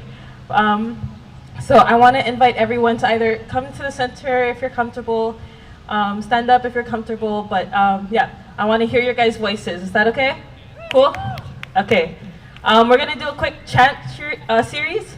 Some of you might be familiar with it. I'm not sure, but pretty easy to follow along. So when I say, when students' rights are under attack, what do? You guys will say, thank you for the example. Okay, beautiful. So you guys are already kind of familiar. Okay. We're going to do a quick succession before we introduce our next wonderful speaker, okay? Okay. When students' rights are under attack, what do? When faculty's rights are under attack, what do?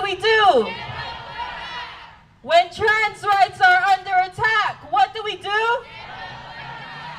When immigrants' rights are under attack, what do? When human rights are under attack, what do? Hell yeah. Okay. Beautiful. Thanks so for joining in that. And with that, I would like to introduce the wonderful Professor Elizabeth Colwell, who will be talking to us about fascism and okay, the erasure of history. There we go.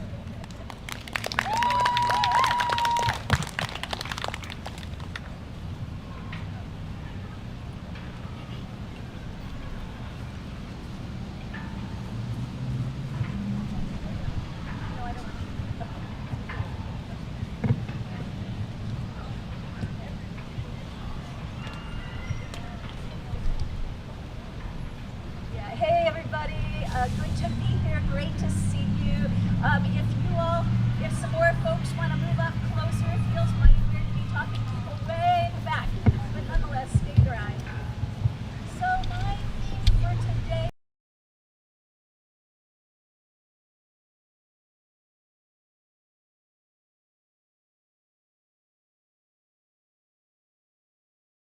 from a map to the door of no return.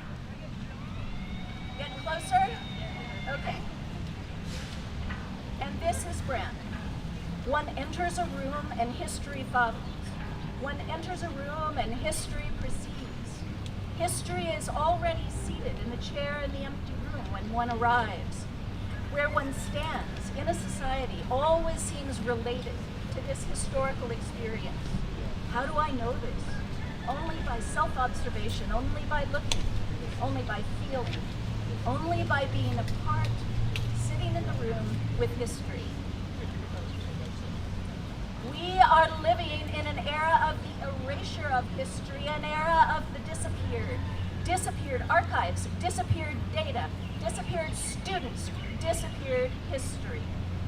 Disappeared are many websites. The Trump administration began to scrub crucial websites from the first day in office, including reproductiverights.gov, the U.S. government website offering resources on abortion. Pages of the CDC website are missing, including ones about ending gender-based violence and supporting LGBT youth. Whole databases have disappeared. The Department of Justice, for example, removed a database detailing criminal charges and convictions related to the January 6, 2021 attack on the U.S. Capitol. Disappeared are documents that have been shredded.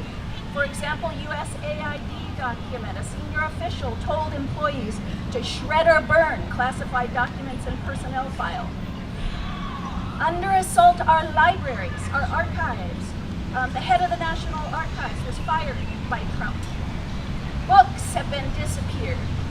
For example, in school libraries on military bases all over the world, books were removed for a week for a compliance review. You will be delighted to know that one of the books flagged as dangerous was No Truth Without Ruth, a biographical picture book about Justice Ruth Bader Ginsburg.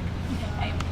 So, exhibitions and web pages at monuments and museums have also disappeared without warning. Here's one example of that. Despite the central role played by transgender people in the Stonewall Uprising of 1969 against police persecution of queer and gender nonconforming people, it was a critical moment in the history of the movement. Unbelievably, the T in LGBT was erased from the Stonewall Memorial website. And so were the biography pages of two trans women, in particular, Marsha Johnson and Sylvia Rivera, who are leaders in the rebellion. And then, on March 27th, 2025, Trump released yet another executive order entitled Restoring Truth and Sanity to American History, denouncing historians and taking aim especially at the Smithsonian Institution, criticizing the Smithsonian for promoting a corrosive, and I quote here from the document, a corrosive, divisive, race-centered ideology harmful to American values. They suggested, the EO suggested instead, that they celebrate, and I quote once again, our nation's unparalleled legacy of advancing liberty, individual rights, and human happiness. I hope you appreciate that one. All right, so note the irony. While insisting on its own ideological take on the nation's history, the executive order criticizes the Smithsonian as engaging in an effort to rewrite history. Those same EOs also prompted the United States National Park Service to begin scrubbing information about Harriet Tubman and Black leadership in the Underground Railroad, the covert network of safe houses, travel routes, and people who risked their lives to help enslaved folks escape chattel slavery. Now, of course, telling the history of the Underground Railroad as the history of white saviors doesn't make it true. History is not mere ideology, it is not mere opinion. History is an interpretive discipline, but our interpretations must be rooted in the evidence. Consider the hypocrisy of the Dear Colleague letter sent by the Acting Assistant Secretary of the Department of Education, Office for Civil Rights, who on February 14th, Valentine's gift, I guess, sent to all university administrators a document that appropriates the language of the civil rights movements, equal opportunity, anti-discrimination, etc., to benefit white Asian men while erasing the history of injustice and inequality that spawned the civil rights movement of Black, Latino, Indigenous, and queer people to begin with. It's hard to believe, and yet true, that they criticize the universities for imposing ideological conformity while they strip websites, grants, and research projects from now forbidden words, and a long list of them. So if I had time, I would tell you more about the forms of resistance, because in every single one of the instances that I just cited, there was resistance. There were demonstrations. There was such an outcry about the messing with Harriet Tubman's website on the Underground Railroad site. They put it back in, right? People are having victories. There were massive protests against the firing of the director of the National Archives. So people are waking up, people are paying attention, people are watching. And also, when the Stonewall Memorial was desecrated by the erasure of that T, hundreds of people gathered in Greenwich Village to protest. But of course, being as old as I am, I think back to the history of student movements on the continent and also here. In the 1970s and the 1980s and the 90s, student movements on the continents sprang up. And they were student movements. They sprang up in high schools and colleges, and they insisted upon telling the histories of their own people, histories that were absent largely from published histories. And students took action. They walked out.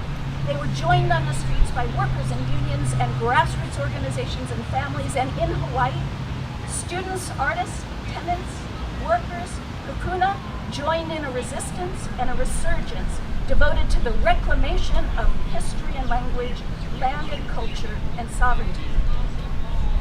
So a lot of things came out of those movements, many, many things. And among them, the departments of Women's Studies, Black Studies, Chicano Studies, Indigenous Studies, and here in Hawaii, Hawaii Nui Akea eventually. Every victory was precarious and hard-won, and no victory can be taken for granted. No victory is permanent. So today, there have been, or this week, there have been thousands of students and faculty and staff, and finally, some administrators as well at dozens of universities across the country who are banding together and refusing to kneel to Trump, insisting upon their own First Amendment rights and those of their students, the right to speak, the right to protest, the history of academic freedom. And in this moment, with you being here, you too are making history, building relationships with place and with one another over time, time enough to sustain whatever is going to come. Just know that this is the continuation of a much longer struggle. So in this present then, what does Trump want in any case? It seems that he aims for a sanitized history cleansed of race and gender, a cheerful history of progress and heroes, men of course, and courage and achievement, men, perhaps a couple of exceptional women, a history of greatness, what he calls a patriotic history. But whose history is that? To use the government to suppress the histories of chattel slavery, oppression of immigrants, of racism, of queer histories, of dispossession, of empire. That doesn't erase the realities. Instead, it adds to the ongoing violation of bodies, lands, nations, and lives. It adds to all of those things the violence of erasure. There is no justice, there is no repair without historical truth, restitution, reparations. So we are living in such Orwellian times that I felt called upon to quote Orwell himself from 1984. And here's the quote: "Who controls the past controls the future. Who controls the present controls the past." So know this, and here I get to the fascism part. Fascists normalize violence. They naturalize hierarchy. They use seduction, threats, and corruption to control the media and intimidate the opposition. They find scapegoats. They generate emergencies to sow fear and chaos. They undermine elections and their opposition. They promise greatness through domination. They police sexuality and femininity. They use masculinity as a tool of power and political legitimacy. They build a cult of personality. Sound familiar? Anybody fit? If the shoe fits, is what I say. So, a central goal throughout all of that is to control education, to control history, and to control the production of knowledge itself. To rewrite history is an attempt to control public memory. And the Trump administration knows that silencing the past impedes the ability of a people to know its history, its language, its traditions of resistance.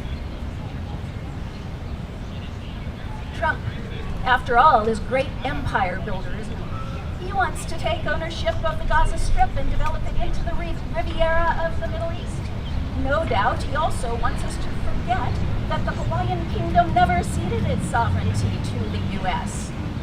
No. But Kanaka, we remember, in letters and newspapers and songs and mo'olelo and genealogies, their genealogies carry those histories of interconnection, of care and resistance.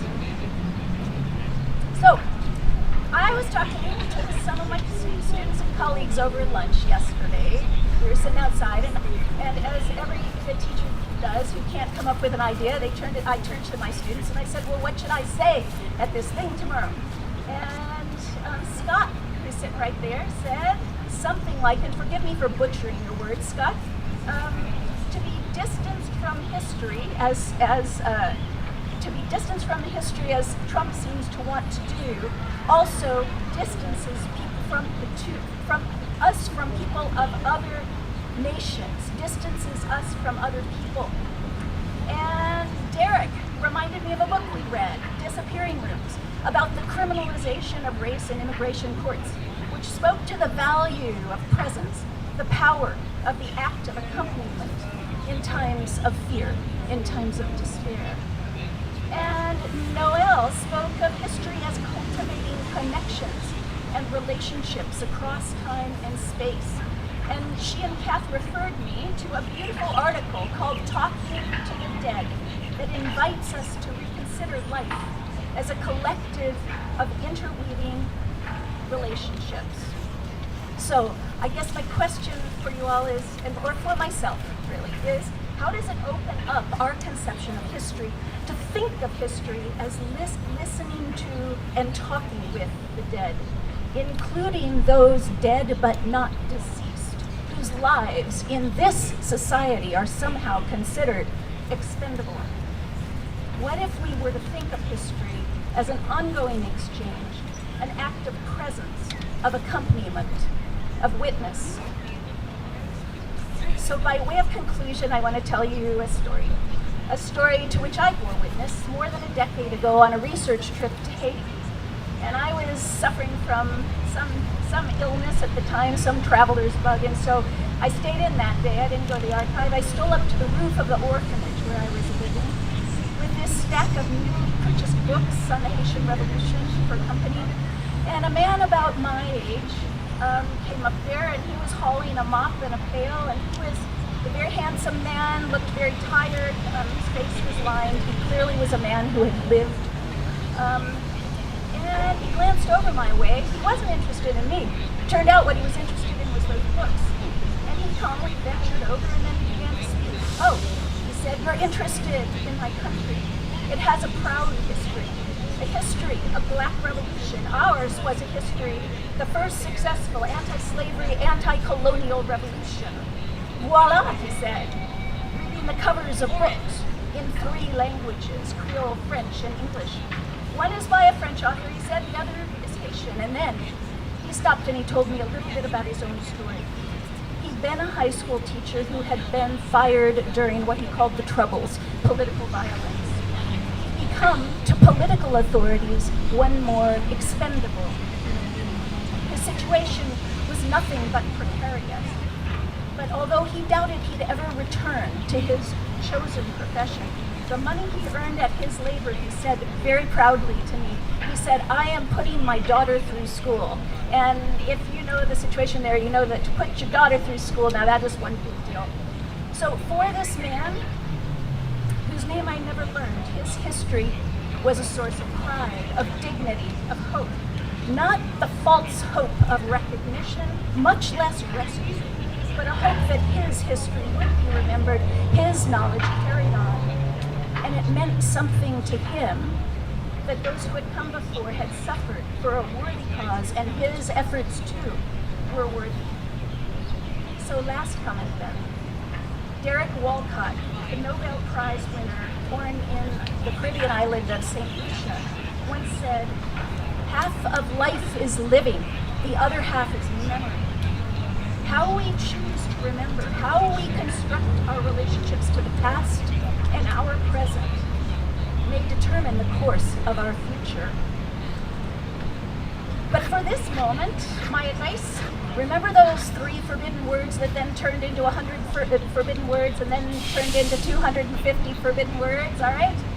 Write them, sing them, shout them, recite them aloud and often and alone and with your friends. Do not back down. Thank you for listening today, everybody.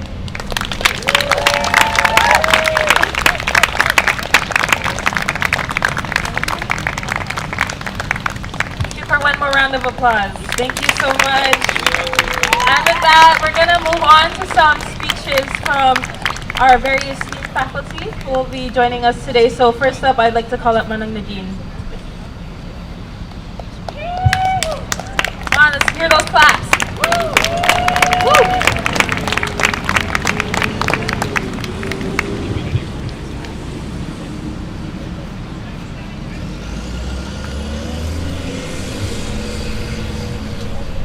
Hi everyone.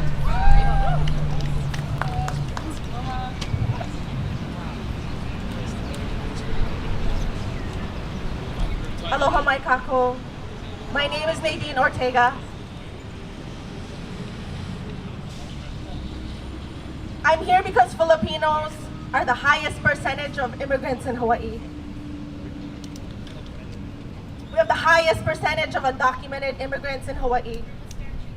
Hawaii is the only place in quote-unquote US where majority of immigrants are women. I'm also an immigrant, and I'm scared as hell to be here.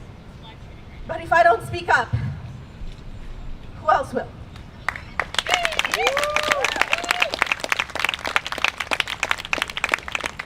I'm an instructor in the Ilocano program here at UH. I'm also a political science graduate student.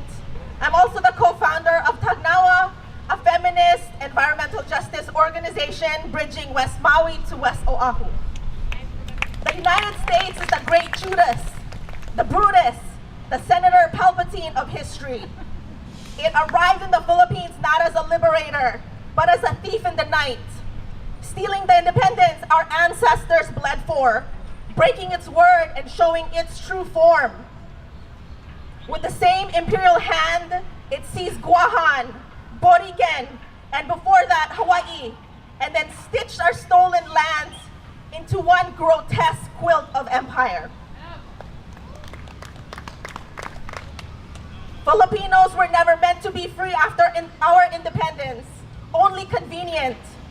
The US molds our political existence like clay, shaping us into nationals without a nation, subjects without sovereignty, independence without power.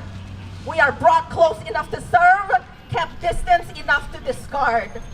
Our bodies become the fuel for its machinery, shipped across oceans to till its fields, nurse its sick, die in its wars. We are the invisible hands holding up its sky, yet kicked out, deported at its whim. But we are not just labor. We are not just bodies. We are the descendants of a people who fought for 333 years and won. We are the children of those who stared down American rifles and never surrendered.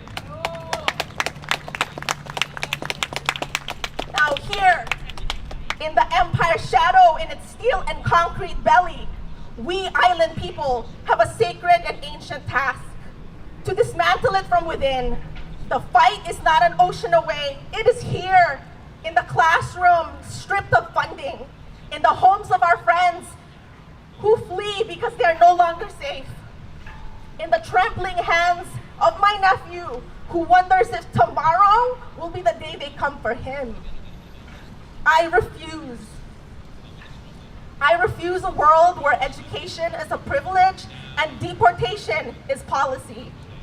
I refuse a world where my people are pushed out, not just by rising rents, but by rising hate, by the suffocating fear that who we are is a crime.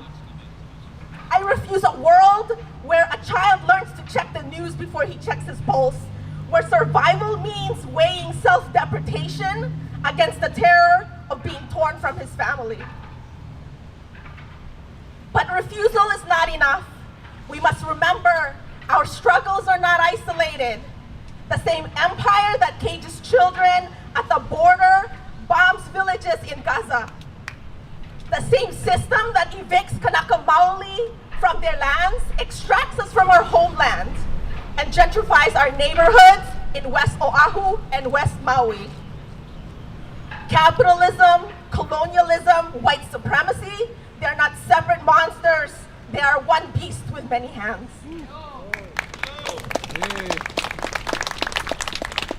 Sorry, I'm trembling. So we will fight, not as fragments, but as a storm, with history as our compass and each other as our armor. We will tear down the walls that try to divide us, because the empire fears nothing more than the people it exploits finally seeing each other, finally rising together to demand not just survival, but liberation. Woo! And when we do, it will not be the end of our story, it will be the beginning. So we need you, we need us together. Join Tagnawa, my org. Thank you.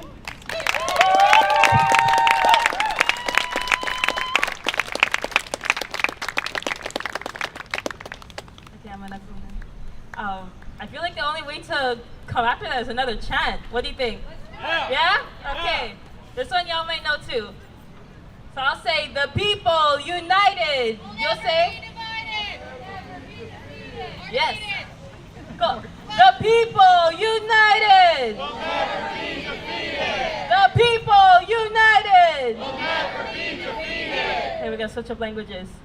El pueblo unido. Jamás será vencido. El pueblo unido. Jamás será vencido. Beautiful. Now we'll go to Filipino. Ang tao, ang bayan. Yeah. Ang tao, ang bayan. Beautiful. Okay, with that, I'm gonna introduce our next speaker for today. Dean Saranillo, if you can hear me. Yes.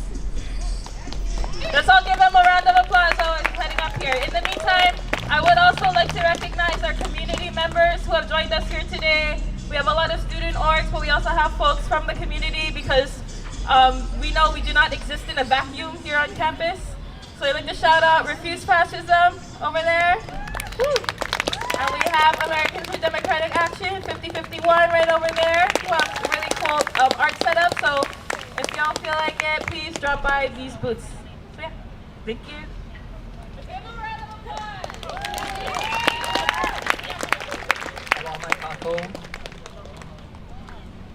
My name is Dean Saranillo. I'm from the island of Maui. I teach in the Department of Political Science. We have been organizing quite a bit as a department. We've been meeting weekly. We've been putting on different kinds of events, dropping banners, Art Kills Fascism. But we've also passed resolutions.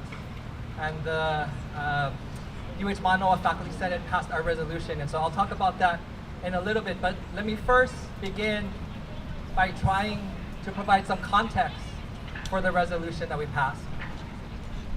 It hasn't been 100 days since the Trump regime has been in power.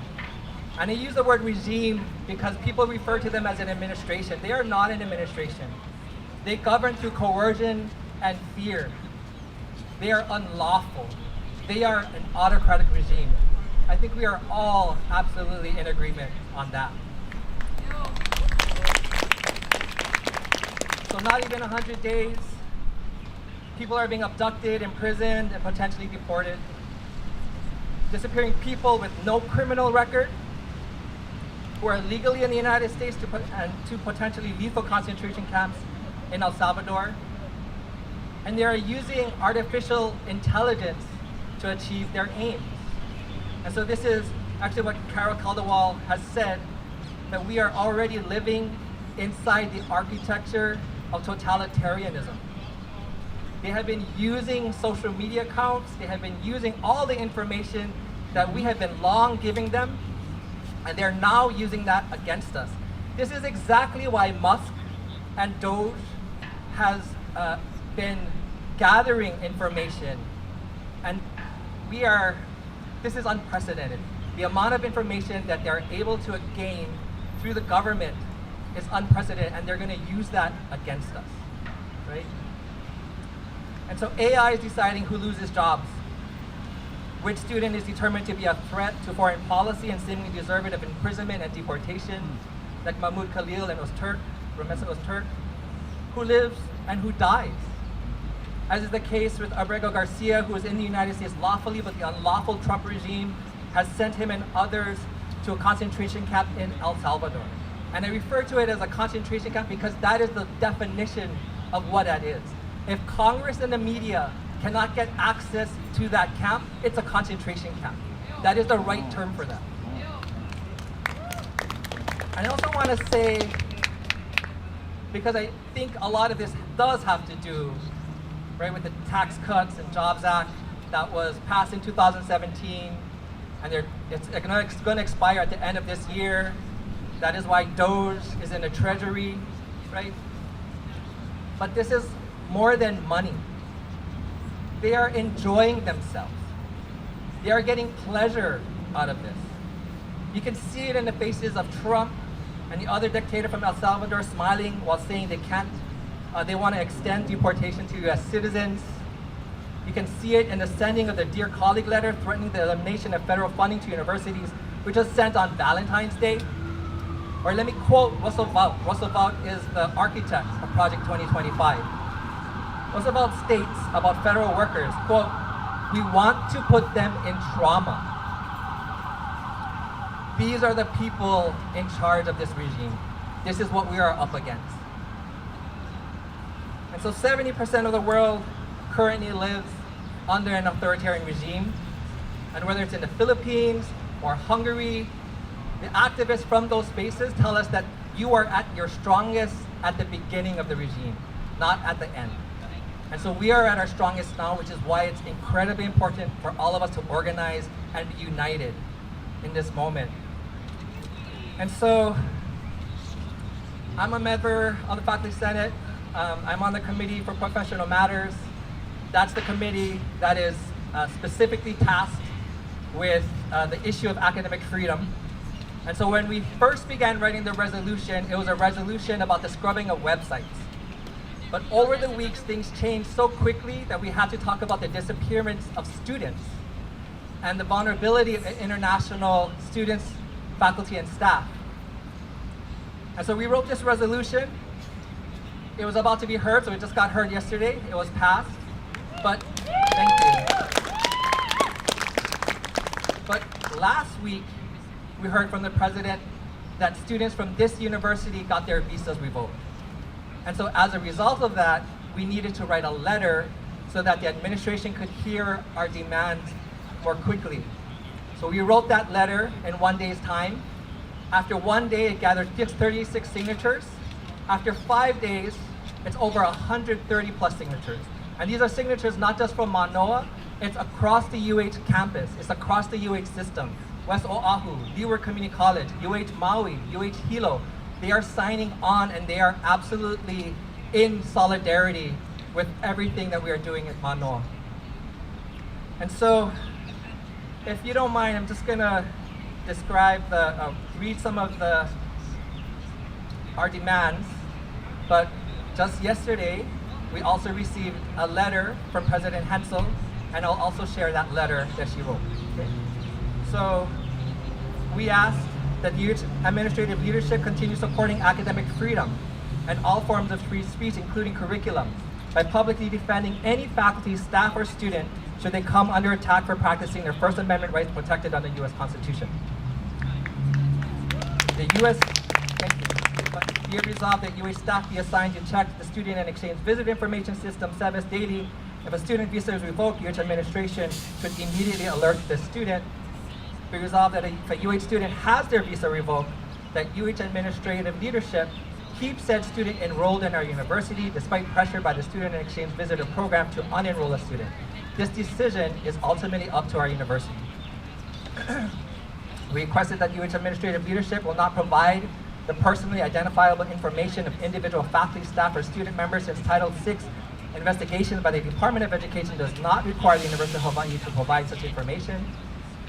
That UH administrative leadership will provide immigration support for faculty, staff, and students subject to governmental discipline or deportation, including contacts of immigration attorneys and funding to support representation. Other institutions, such as the University of California, have already hired immigration attorneys to assist the university communities under these new political circumstances.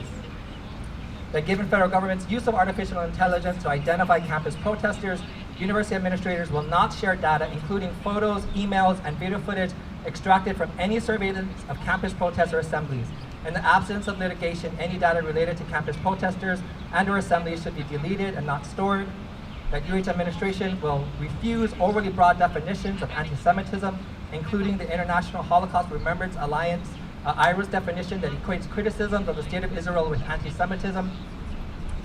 That UH administrative leadership will continue to recognize that the state of Hawaii and the United States of America have a political relationship with Kona, which manifests in the University of Hawaii remaining a Native Hawaiian place of learning.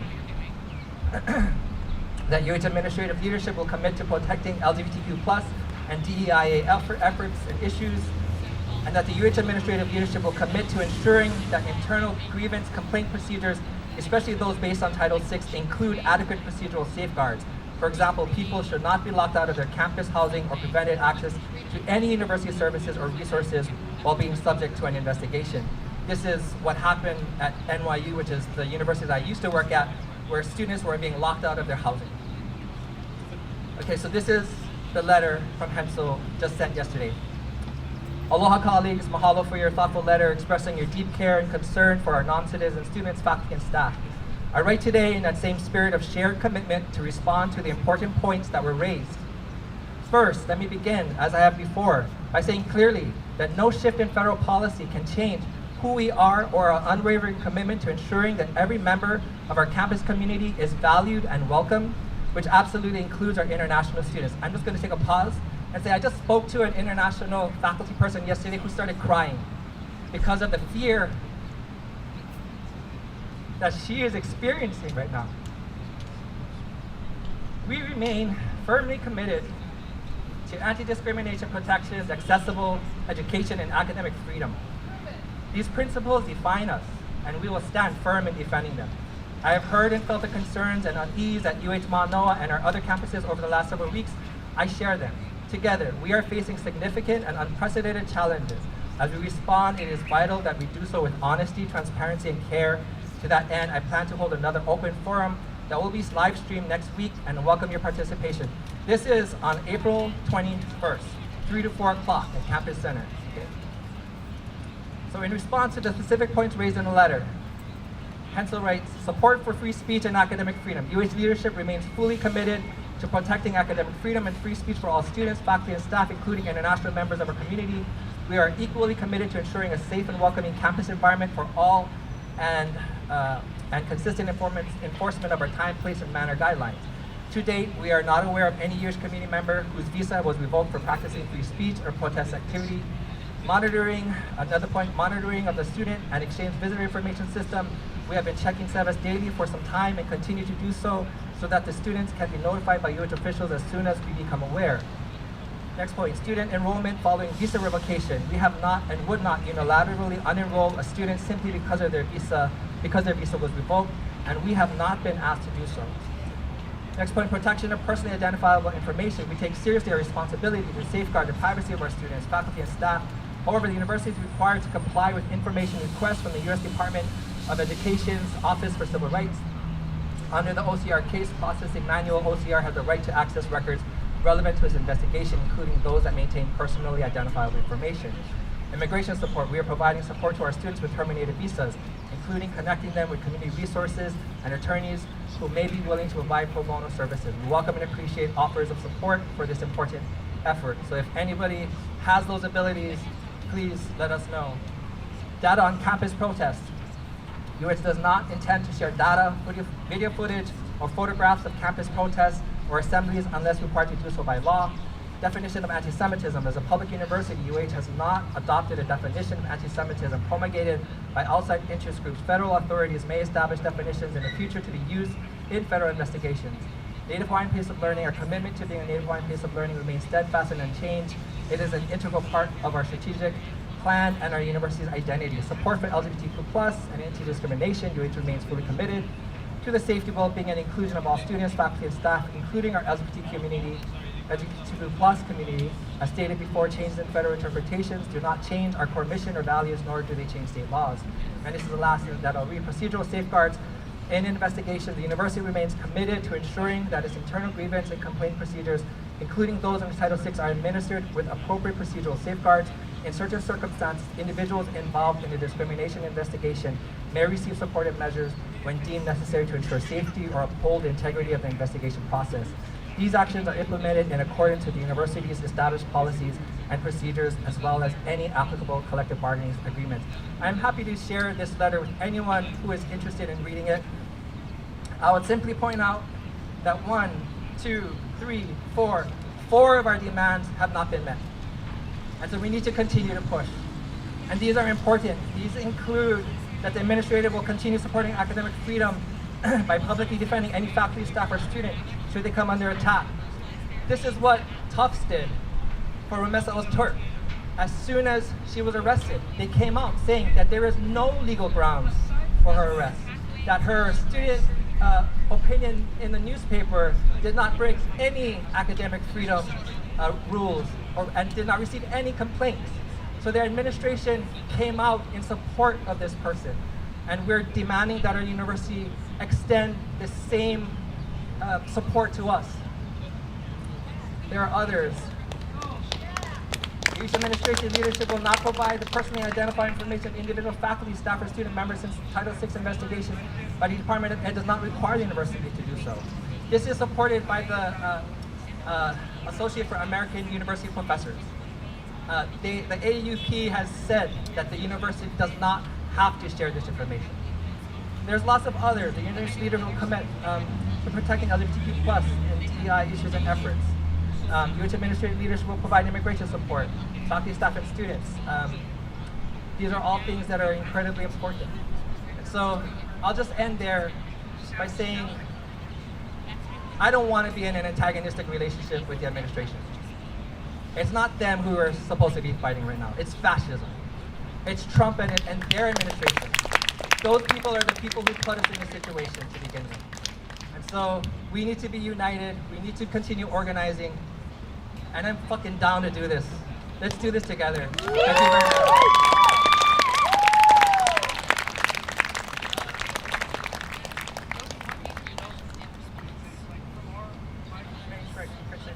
Thank you so much. Let's give it one more round of applause. He's totally right. We should not be fighting one another when there's much bigger fish to fry or carrots to cut up. So, next, we would like to invite up Mehana Vahan to the stage. There she is. There you go. Let's give her a round of applause as she speaks to us from NREM.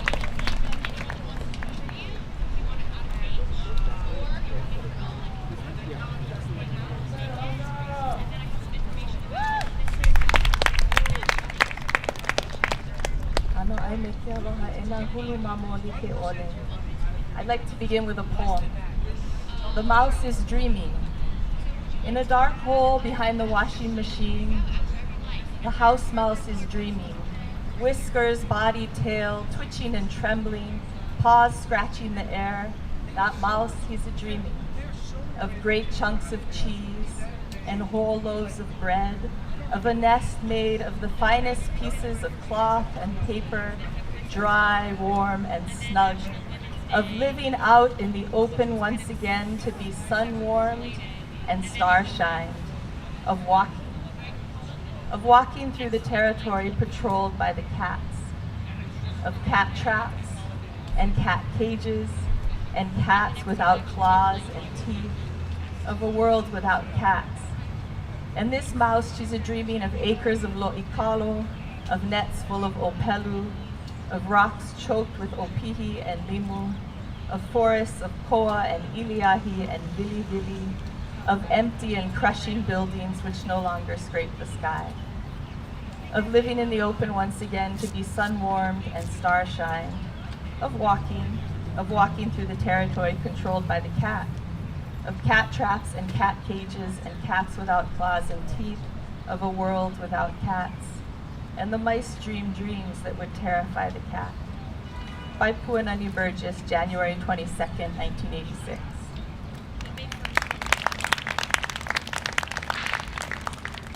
I just wanted to start by thanking all of our teachers, all who go before us, our parents, our families, and all the students who are being so brave and all that's gone into organizing this day today. I just wanted to read a couple words from my alma mater, undergraduate alma mater. This is a letter sent by Harvard President Alan Garber to our community after alumni and students petitioned and asked Harvard to take the actions that they have been. The university will not surrender its independence or relinquish its constitutional rights. No government, regardless of which party is in power, should dictate what private universities or public universities can teach, whom they can admit and hire, and which areas of study and inquiry they can pursue. Freedom of thought and inquiry, along with the government's long-standing commitment to respect and protect it, has enabled universities to contribute in vital ways to a free society and to healthier, more prosperous lives for people everywhere. All of us share a stake in safeguarding that freedom.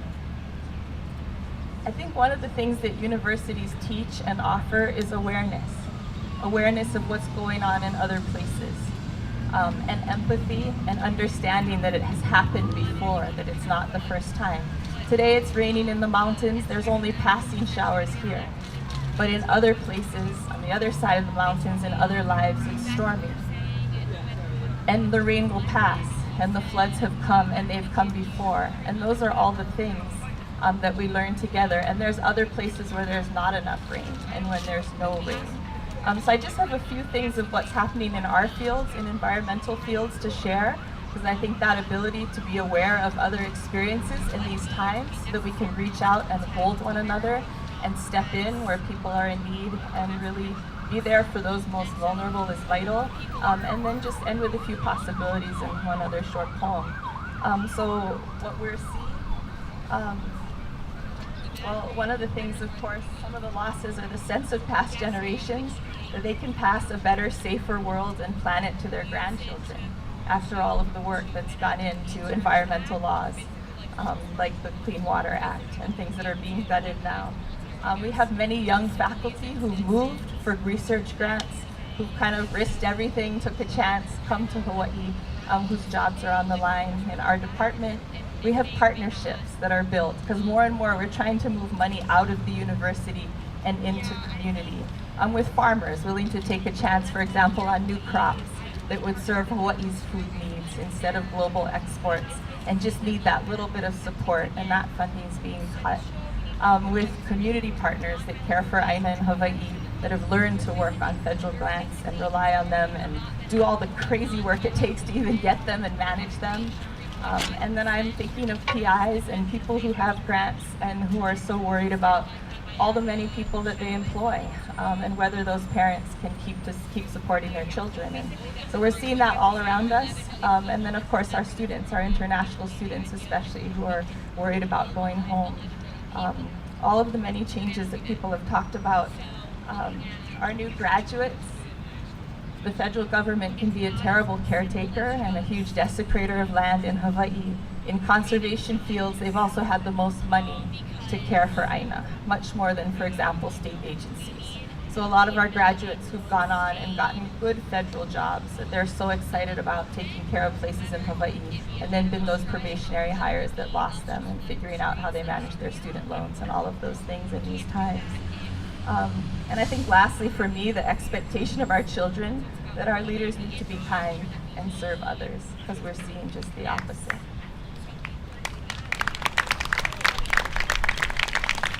However, for us in Hawaii, these things are not new. We are the most remote place in the world. We are islands that have been under the thumb and governance of a continent 3,000 miles away. So the dissonance of what government does with what we know is right for our Aina, and the way that impacts our ability to take care of Aina. And Aina is everything. Aina is place, and Aina is not Aina without people. So it's the connection of all of us to this place and how we take care of it. And it's how it sustains us and how we sustain it. Aina is shelter and home. Aina is food. It's security and well-being. It's our connection to one another.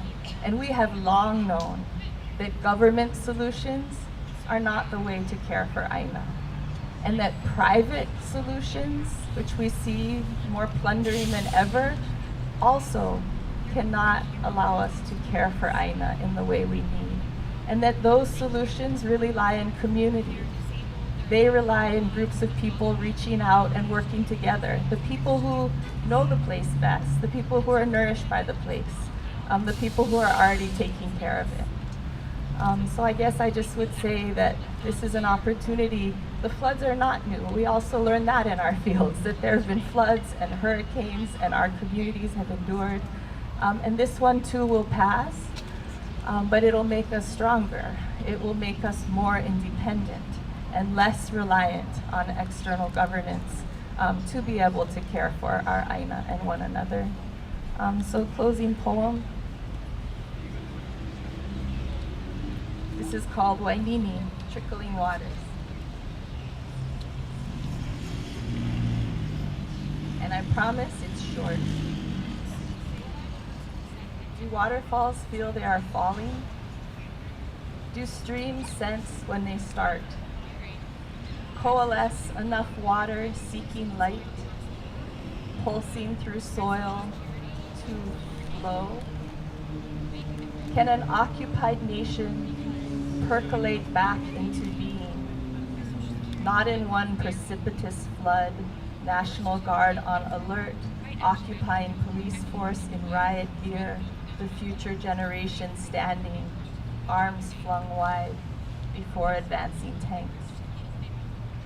But in the exhale breath of a mother tongue, taught in the school system that banned it, lands cared for in community, walls rebuilt by hands, passing stones, seated in international convenings, Native scholars, new allies, an army of students, telling our stories again and again, songs sung anew, again and again, meals sourced from the land, the return of water. Gurgling from ground, streaming round stone, grooving a path, smooth channel, recalled even when the stream runs dry. Will our children, their grandchildren, swim? Oh.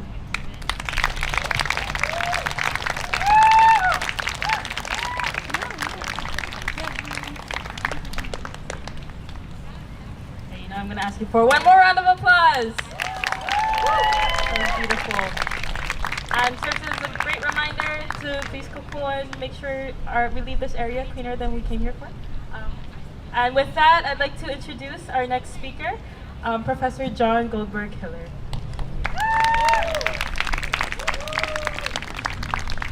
Thank you, and thank you to all the people who organized this event, and to the speakers and the artists who've given us a sustenance for hours.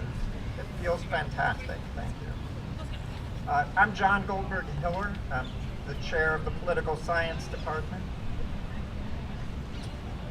Since beginning his revenge presidency, Trump has targeted universities in the name of fighting discrimination and anti-Semitism.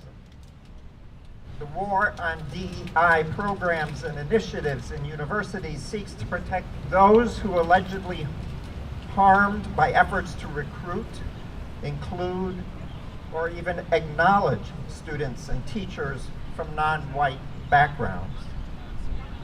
In the imagination of a zero-sum game, where one group's gain is necessarily another's loss, dominant social groups, straight white and conservative males mostly, are said to be victimized by efforts to respect, include, celebrate, or name what we have come to call social diversity. The aim seems to be to limit any consideration of race, to define gender in the binary language of sex, and to broadly weaken the infrastructure of knowledge-making about social disadvantage and oppression. Cynically, this discourse locates injury not at this level of historical social disadvantage, but rather among society's most advantaged groups, impugning democracy at the same time. So I want to ask, is the alleged protection of Jewish students, particularly those who support Israel's military policies, a similar effort to protect the advantage of whiteness? Does it have anything to do with the attack on diversity?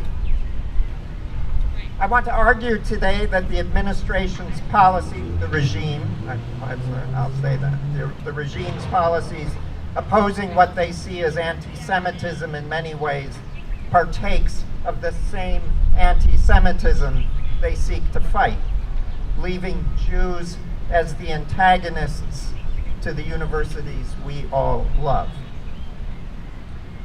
Trump signed an executive order on the 29th of January reinstating and extending Executive Order 13899 from his first administration, combating anti-Semitism in universities through an extension of Title VI of the Civil Rights Act of 1965.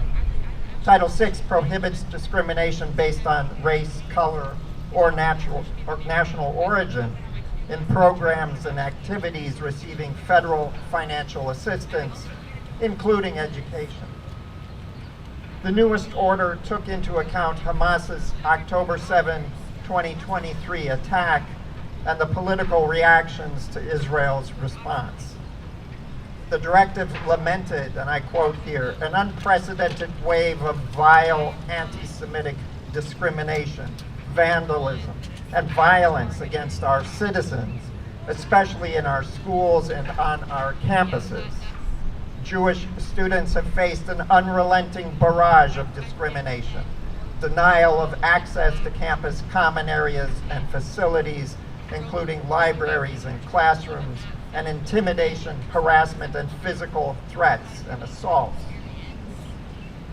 The executive order also ordered the Secretary of State, the Secretary of Education, the Secretary of Homeland Security to monitor for and report activities by alien students and staff, ensuring that such reports about aliens lead to investigations and, if warranted, removal.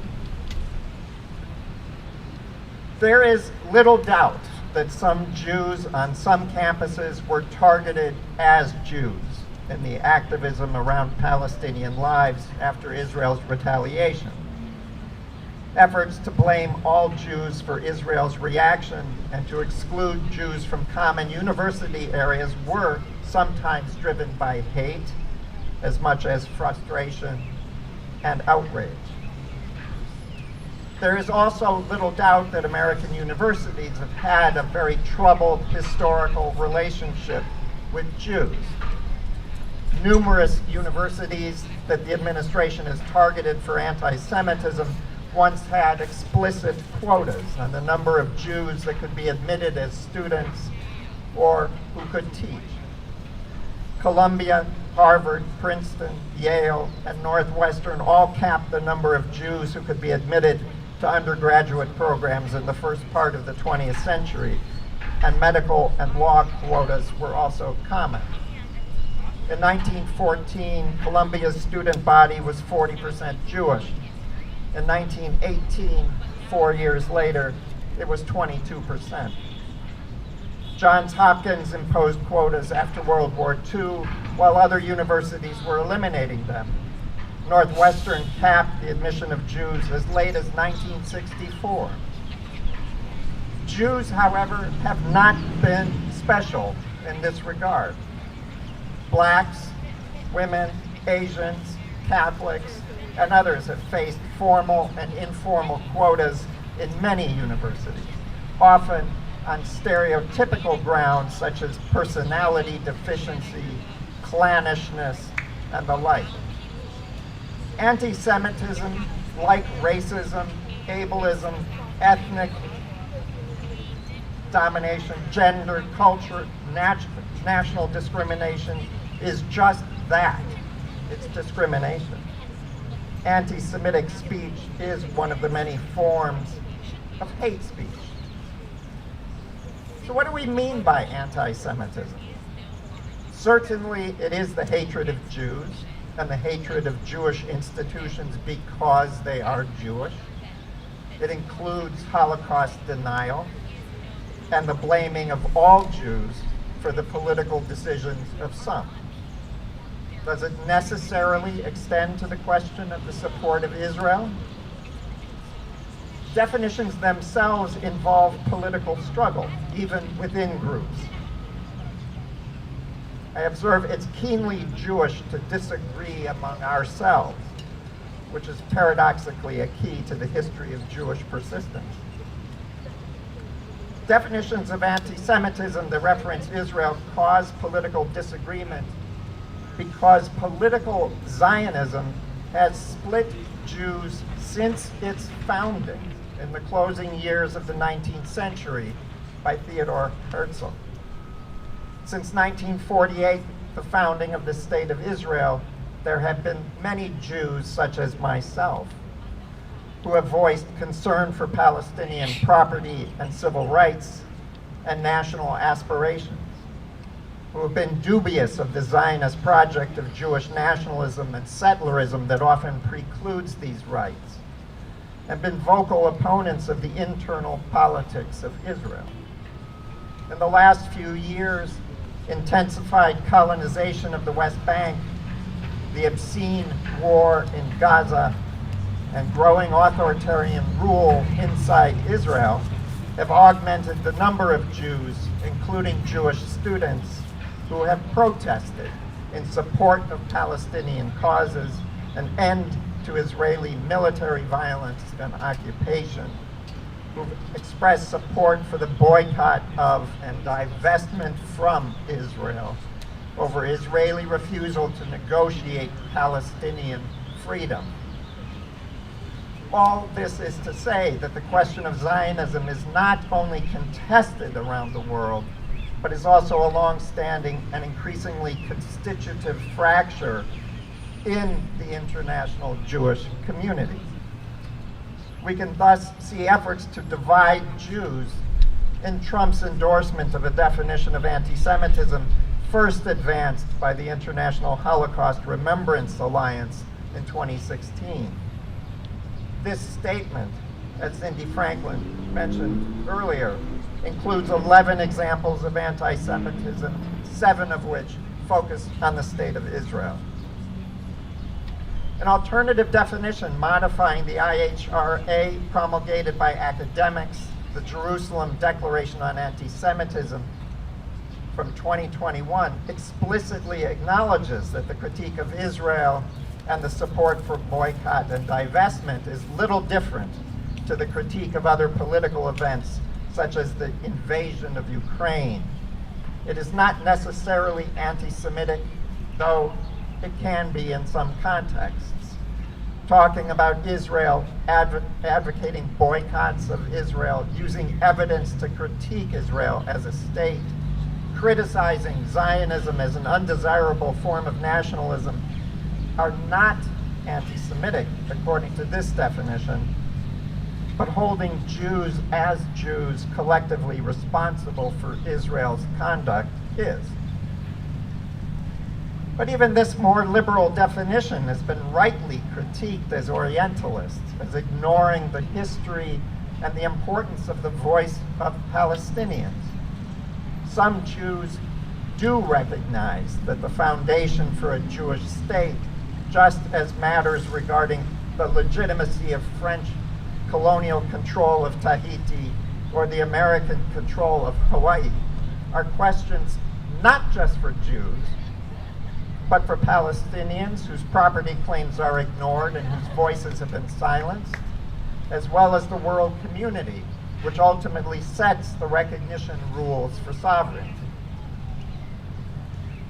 There are unique features about efforts to get universities to fight anti-Semitism more vigorously on rather narrow grounds that don't match this generalized concern for political debate, and which ironically further anti-Semitism. The narrow proscription against pro-Palestinian speech as anti-Semitism impedes fair critique in the university. Also, it does not recognize the political division among Jews on this issue.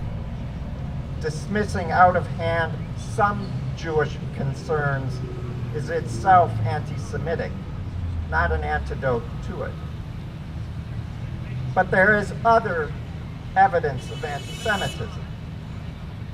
Groups who openly spew hatred for Jews are not marginalized or punished by this regime. Trump eliminated the national database tracking domestic, mostly right-wing terrorism 3 weeks ago. The Proud Boys, who attacked me here at UH several years ago as a Jew professor, and other anti-Semitic groups were given pardons for January 20 and have been lauded as patriots.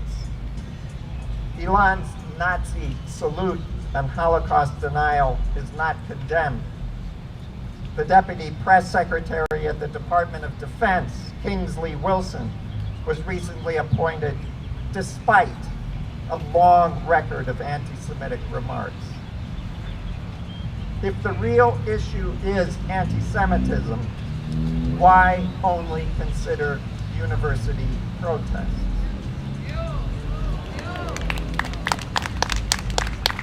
Is this an effort to protect Jews, or simply to use Jews as pawns to break university governance? Secondly, the punishments don't fit the crime. Grabbing vulnerable students, sometimes off the streets, and sending them to prisons, concentration camps, or exile seems far out of line with the punishment of other kinds of hate speech in the university, while mimicking what happened to Jews in Nazi Germany. Supervising and diminishing programs of Palestinian or Middle Eastern studies, a clear breach of academic freedom, seems a ridiculously overbroad policy viewed from the stated aim of protecting Jews on campus. Further, the cynical exceptionalism of Jewish protection schemes is really a parody of Jewish power that has long fueled anti-Semitic tropes, while also revealing the reducing anti-Semitism is not the true aim. Jews have been made into scapegoats for far-right or neo-fascist policies. Extraordinary techniques inflate and mimic the myths of Jewish power, capturing so-called aliens such as Mahmoud Khalil and Rumeza Ozturk and secretly sending them incommunicado to Louisiana, Texas, or other venues parallels the fantasy that Jews use secretive means to maintain extraordinary power in the world. It also makes Jews and their lives seem overly significant, which is an old anti-Semitic trope. Disturbing the rule of law does not increase the safety of Jews. Jews have often been said by our detractors that we run the world, direct the banks, control space lasers, and other fantastic nonsense. If only it were true.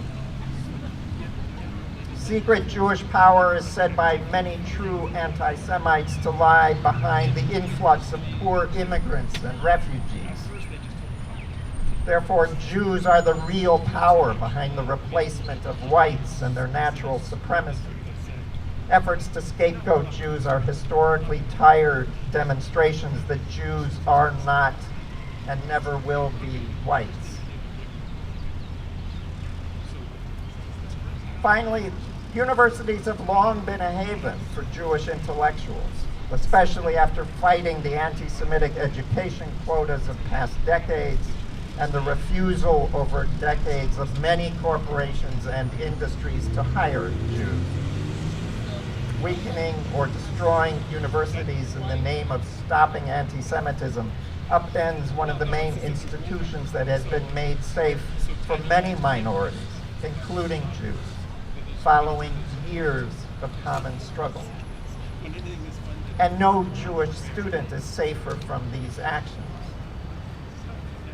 This drives a wall between those whose diversity makes the university strong, setting at odds the support for DEI against the rights of Jews, many of whom have been vocal supporters of civil rights and diversity programs.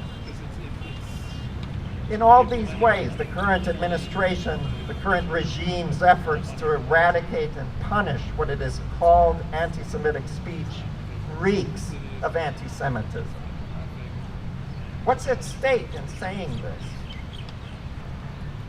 It repairs alliances that we are all going to need to preserve our university. Jews are not special, and holding them out as such, even by saying that they are uniquely vulnerable, is dishonest cover designed to dismiss the concerns of other minorities, to weaken free speech, to breach academic freedom, and to quash campus dissent. Building foreign policy, unquestionable American support for Netanyahu's Israel, for instance, by silencing critics in the name of eliminating anti-Semitism, also ignores Jewish students and faculty who have been vocal in their support of Palestinian issues and the critique of Israel. In this regard, some Jews are made to pay a price to destroy legitimate public debate over Middle East affairs. The intrusion into academic freedom that threatens our research into settler colonial theory, gender discourse, and racial capitalism and injustice, which are claimed as de facto anti-Semitic when applied to Israel, separates Jews from others who struggle against imperialism and white supremacy. Naming the administration's policies as anti-Semitic is an attempt to return us all to the protection of diversity on campuses and reject the division between many Jews and their chosen allies.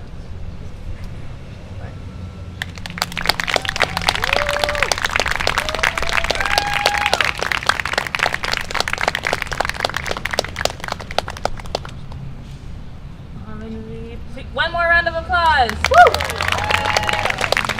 Okay, before I introduce our next speaker, a very important announcement. Anyone lose their glasses? Anyone? Okay, if you may know who owns these, please let them know, or maybe they've gone already, but it will be with the organizers, so please put it down. Okay, and so with that, I'd like to introduce up here Sonia and Mari. Let's give them a round of applause. Woo.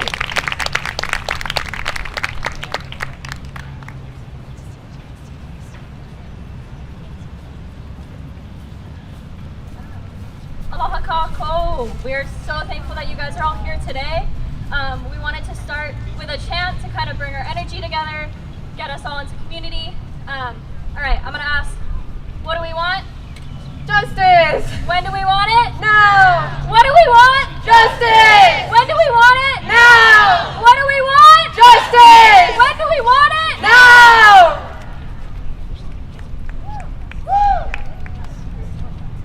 If we don't get it, shut it down! If we don't get it, shut it down! All right, thanks guys. Okay, we're here today as students of environmental science at the University of Hawaii at Mānoa, current student and alumni, and we wanted to talk to you guys a little bit today about environmental science and the structures of science, and connecting those of us who have stake in scientific research at our public institution to the conversations that are happening here today. Today we've learned from incredible speakers, community members, and campus organizations at this day of action, many of whom are very directly connected to the attacks on free speech at universities across the country.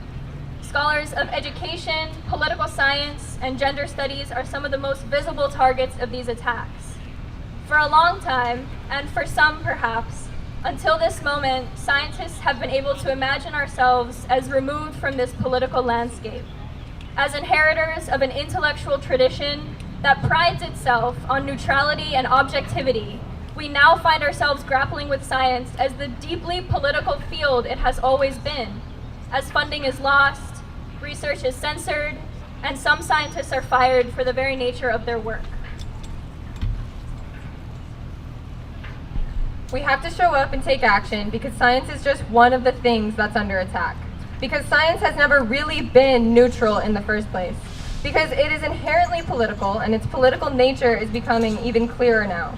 And because science has a long history of colonial, extractive behavior, and it is up to us as participants in this field to show up for every community that is being threatened right now. The concept of total neutrality in science is a myth. It is impossible to do completely neutral science because we as humans are dictated by our own personal experiences, ethics, opinions, resources, networks, and funding. Our work must be placed in a broader context of who it was done by, who paid for it, why it was conducted, all of which make what we do deeply political.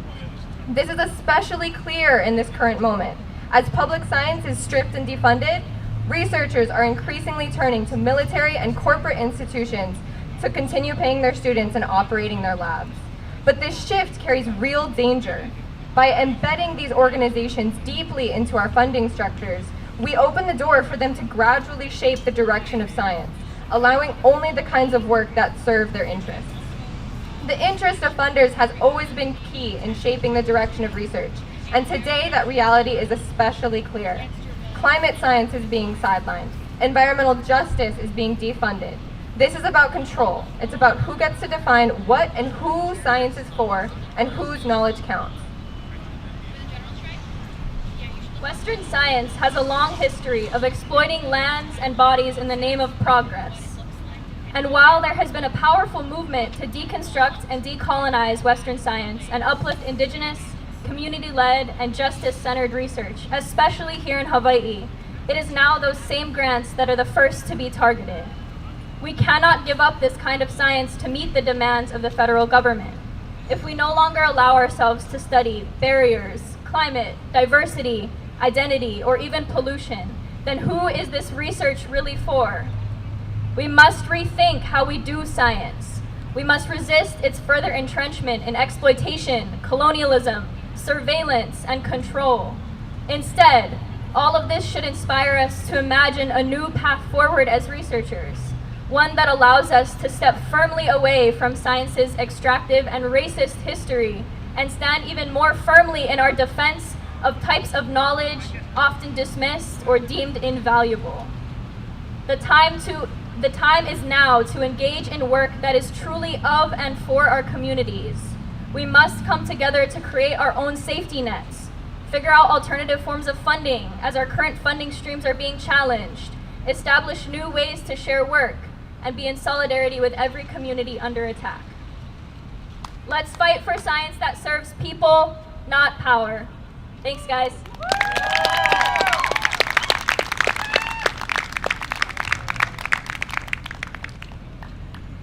Mahalo, everyone. I will be our last speaker. I have about 1 page to read, and then we are going to sing together, and then we can all go off to the rest of our work days, okay? Thank you guys for staying. I know the time has delayed a little bit, but I'm really, truly grateful you guys are all here so we could close out. We are not American! We are not American!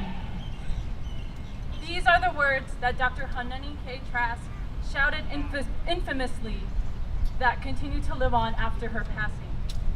Many of us descend from Kanaka, who put their identities on record and signed the anti-annexation Ku'e petitions of 1897, addressed to President at the time, William McKinley. One of those many brave Kanaka is my tutu, my great-great-great-grandmother, Rachel Rockingham Lokinihama Kaleonehu Keakuanui, who put her name on that petition when she was only 20 years old. She put her name on the Ku'e petitions because she wanted to let President McKinley know that she was not American. Her signature reminds me, her descendants, and all Kanaka who are descendants of those signatories, that we are not American. At the University of Hawaii, many of us are Hawaiian Kingdom subjects with U.S. citizen status. An enormous part of our community are international students and colleagues, and they may be on visas and green cards, legal in the eyes of the United States. There are also students who may be from mixed or undocumented status households, illegal in the eyes of the United States. But one must ask, as we've asked today, how can these people be illegal on stolen lands? And there is one thing we all have in common. We are not American. But though my tutu put her name on that petition, her descendants became America's wards. My grandparents' birth certificate says not the Kingdom of Hawaii, they say the territory of Hawaii. My mother's birth certificate says the state of Hawaii. Mine says Washington State. Mahmoud Khalil, a legal permanent resident and graduate student, is being threatened with deportation. Badar Khan Suri, visa holder and postdoctoral researcher, is being threatened with deportation. Rumeza Ozturk, visa holder and graduate student, was abducted by mass ICE agents in broad daylight and is now being threatened with deportation. And just this week, Mohsen Madawi, a legal permanent resident, was arrested by ICE at his appointment for citizenship, and they are not American. Other than not being American, these academics have another thing in common. None of them have been charged with a crime, but they are all scholars who publicly condemn the crimes and violence against the Palestinian people. If thoughts, words, beliefs, and ideas can get scholars deported, then we have no academic freedom, period. We have no freedom, period. We must all have the right to share our thoughts without fear of political persecution. We must all ku'e for freedom of speech and freedom of thought of both citizens and non-citizens, even if we may disagree with those words and thoughts. Days ago, we found out that students at UH have already gotten visas revoked. And I have friends who come forward to me terrified that, quote, causing a ruckus can cause them to lose their legitimate visas. Our friends and colleagues have been silenced and fear that they will be deported based on their political speech. I also have friends of mixed immigration status households who are fearful that their undocumented loved ones will be snatched away by ICE. The fear being sowed goes well beyond academia. Kilmar Armando Abrego Garcia was illegally detained and incarcerated in a foreign prison camp, a concentration camp, and the Trump administration, the Trump regime, continues to lie openly about their errors and feign ignorance about their ability to return him, even as all 9 justices of the conservative-leaning Supreme Court tell them to facilitate Kilmar's return. Kilmar and all other men like him who were taken to that prison have a right to due process, and they deserve their day in court. U.S. citizens need to speak out against this and be the loudest voices. If there is no due process for some, there is none for any of us.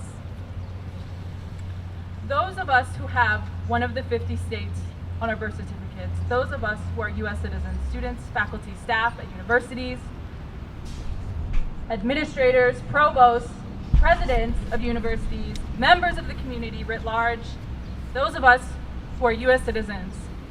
This is our kuleana. Know their rights because their rights are our rights. Share their stories and call your legislators.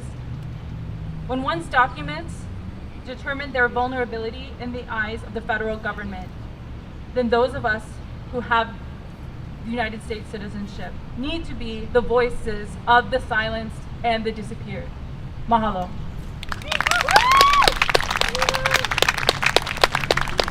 Okay, Oli, if you could join me up here, we're going to close out our very epic and long day. Hey, give yourselves a round of applause for making it to the end. That's legit. My favorite people are always the people who are there at the end. Who cares who shows up on time? Y'all are here till the lights turn off. Yeah. Okay, so we're gonna sing a song, but first, you know, Brandy led us in this poetry workshop earlier, and I don't know if anyone else wrote poems, but I wrote a poem and I feel like we should share it. Also, if you're taking pictures, that's fine, but please don't take pictures of my kid's face. He's too pretty for the camera. Okay, a prayer. For the queens and the queers, the disabled, the diverse, the oppressed, for the people with and without uteruses. For the political people polluting public discourse, discriminating against fascist fuckboys, people pregnant with a radical vision, disabling the toxic taste of silence, untying tied and tired tongues, for the political people who are indiscriminate speech orienting us towards justice, towards freedom, towards each other. A prayer for the culturally responsive, for the culturally appropriate and inappropriate, sensitive only to the needs of struggle. May your lungs be full of laughter. May your dreams be full of revolution. May your home be full of comrades. In the morning, the armies invade. In the evenings, they fall away against our advance. May you never forget this power, this power, this power they could never take away. All right, we are going to do as we often do, and in song. And this is also, like, we should hold hands. If that feels, you know, Jeremy, safe to you in the world we live in, we could hold hands in a large circle. Kumamehana said something really important, and if you weren't listening earlier, you may have missed it.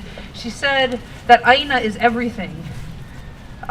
She referenced the work of David Malo when she said that Aina need people to be Aina. Right?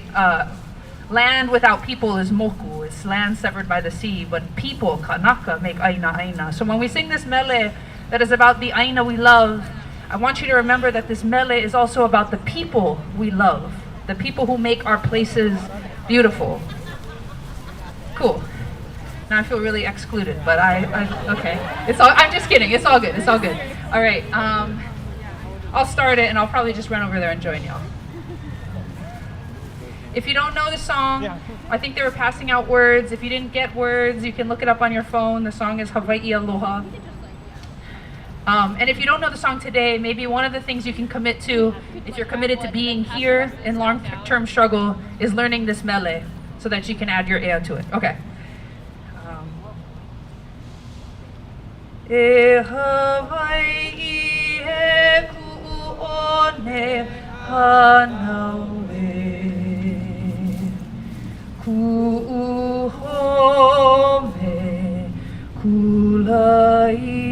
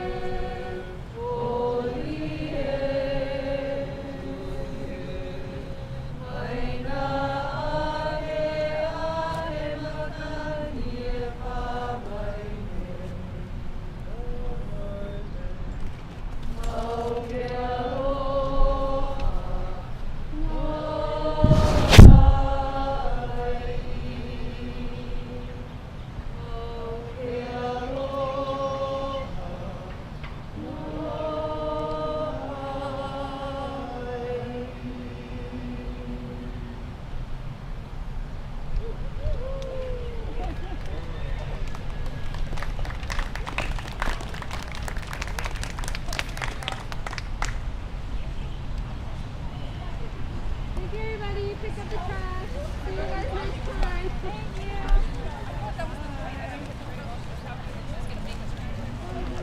Sorry. What? I'm getting it. I'm getting it. Okay. I'm going to fix Hello. Thank you, you too. Yeah, it fades really quickly. No, but this is Well, because if I leave it, it'll say Did you dead leave? spot. Oh my god, hi, Star. I was like, ooh.